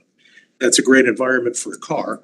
It's not a great environment for a pedestrian walkability. So if you change it with all DCD though, it would change it with all DCD everywhere else, Black Rock Turnpike. Well, again, that's a bigger, it's a bigger examination, but I'm just saying. Yeah, but that's an interesting concept of, and then it would be triggered when somebody tears down a building or Proposes redevelopment. Yeah. You know, the question too is, hey, should we have one prime example of a mixed use building, corner of Burroughs Road and Black Rock Turnpike is a residential or commercial on the first floor and 3 stories of residential above. It's the very senior first. housing or something? Right. Yeah. It's age restricted, but it was, Sorrento's. that was the very first mixed use commercial residential. It's 4 stories. There aren't any others on Black Rock Turnpike where there's residential above. They could, right now, it's 50-50. You could do 1 floor commercial, 1 floor residential. That's an intriguing concept. But you can do it now, but there's still that 50% cap. So a lot of things to consider. I'm sorry, I probably talked more than I should have. Good for that, it's very Interesting. heard a lot. Thoughts on extensions? We have a few more minutes. I want to get the last word. Roger. I mean, just going back to the idea of the whether it's changing the design standards of the DCD or extending the CDD, I think we've spent most of our time, I think, focused on the west side of what is now the CDD. I think, you know, the east side, again, I know I mentioned that earlier, but maybe an easier one to get consensus around because I think it's a smaller area that is currently DCD. I think there is a lot of that, what Jim was talking about, the sort of surface parking lot in the front. There's the shopping center at Benson where you have the Bob's and all that, and it seems like, you know, a very abrupt end to the downtown, that all of a sudden then you transition to this very unwelcoming, unwalkable area in a spot that feels like it should be part of the downtown, to me at least. So And Bob's is gonna be a thing of the past, like Rite Aid. It's Restoration Hardware. yeah, so I mean, at some point, right, they're gonna do 5 years from now, 10 years from now, whenever, and you know, seems like a good time to be talking about what we want that to look like. No, I like, It's good thinking, yeah. yeah, I mean, we've been thinking westerly, but yeah, I don't see any reason why not easterly either.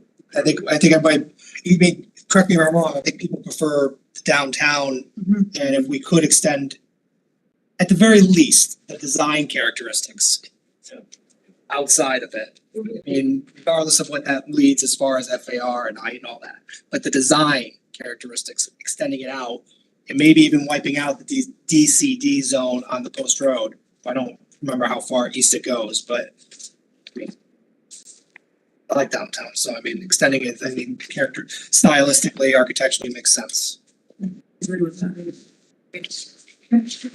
Talk about, oh, sorry. No, we got 3 more minutes, but I mean, happy, Commissioner Levy. Yeah, I was just gonna say, yeah. But I think what we wanna do is move the buildings to the street line and get the cars in back. Yes. And plus, we really have to have something more in there about transportation, like nobody takes Greater Bridgeport Transit. There has to be another option for mass transit. I don't know what it would be, but the bus thing that Commissioner Francis was talking about, but that has to be a serious consideration. There has to be some way of, if we're gonna expand the walkable area, there has to be a way of getting around. If you wanna walk 2 miles, you know, I mean, I don't think I wanna put in the scooters we've been seeing. have you rolled on the electric My scooters? friends to take them to the train station. No, I've seen enough of, I mean, they seem to be working out better than I thought they might, but it's funny that there's a South Park episode about it, and it's quite funny. It actually seemed pretty in line with what happens. Electric bikes. So some communities have downtown loop shuttles, free Yep. shuttles that do a loop. That'd be nice. Trolley. Yeah. Trolley right in the middle, Trolley. back and forth. The university does it, but back and forth to there again. Yeah, the stagger thing. Giant bus. Yeah. Yeah. Efficient ones. To come out of the road. Can we get some of these traffic studies, like link, I'm having trouble using the website, but Yeah. I'm sure I'll figure it out eventually.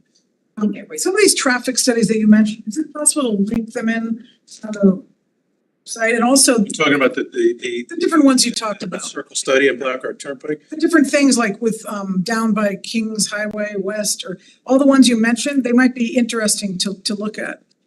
The one on the Westport side, and it'd be nice to have the ability to look at them, I think or whatever the report is, there's gotta be somewhere. I used to be able to find things on the website and I can't anymore, so I don't know where anything you're in is. good company. We're working on it.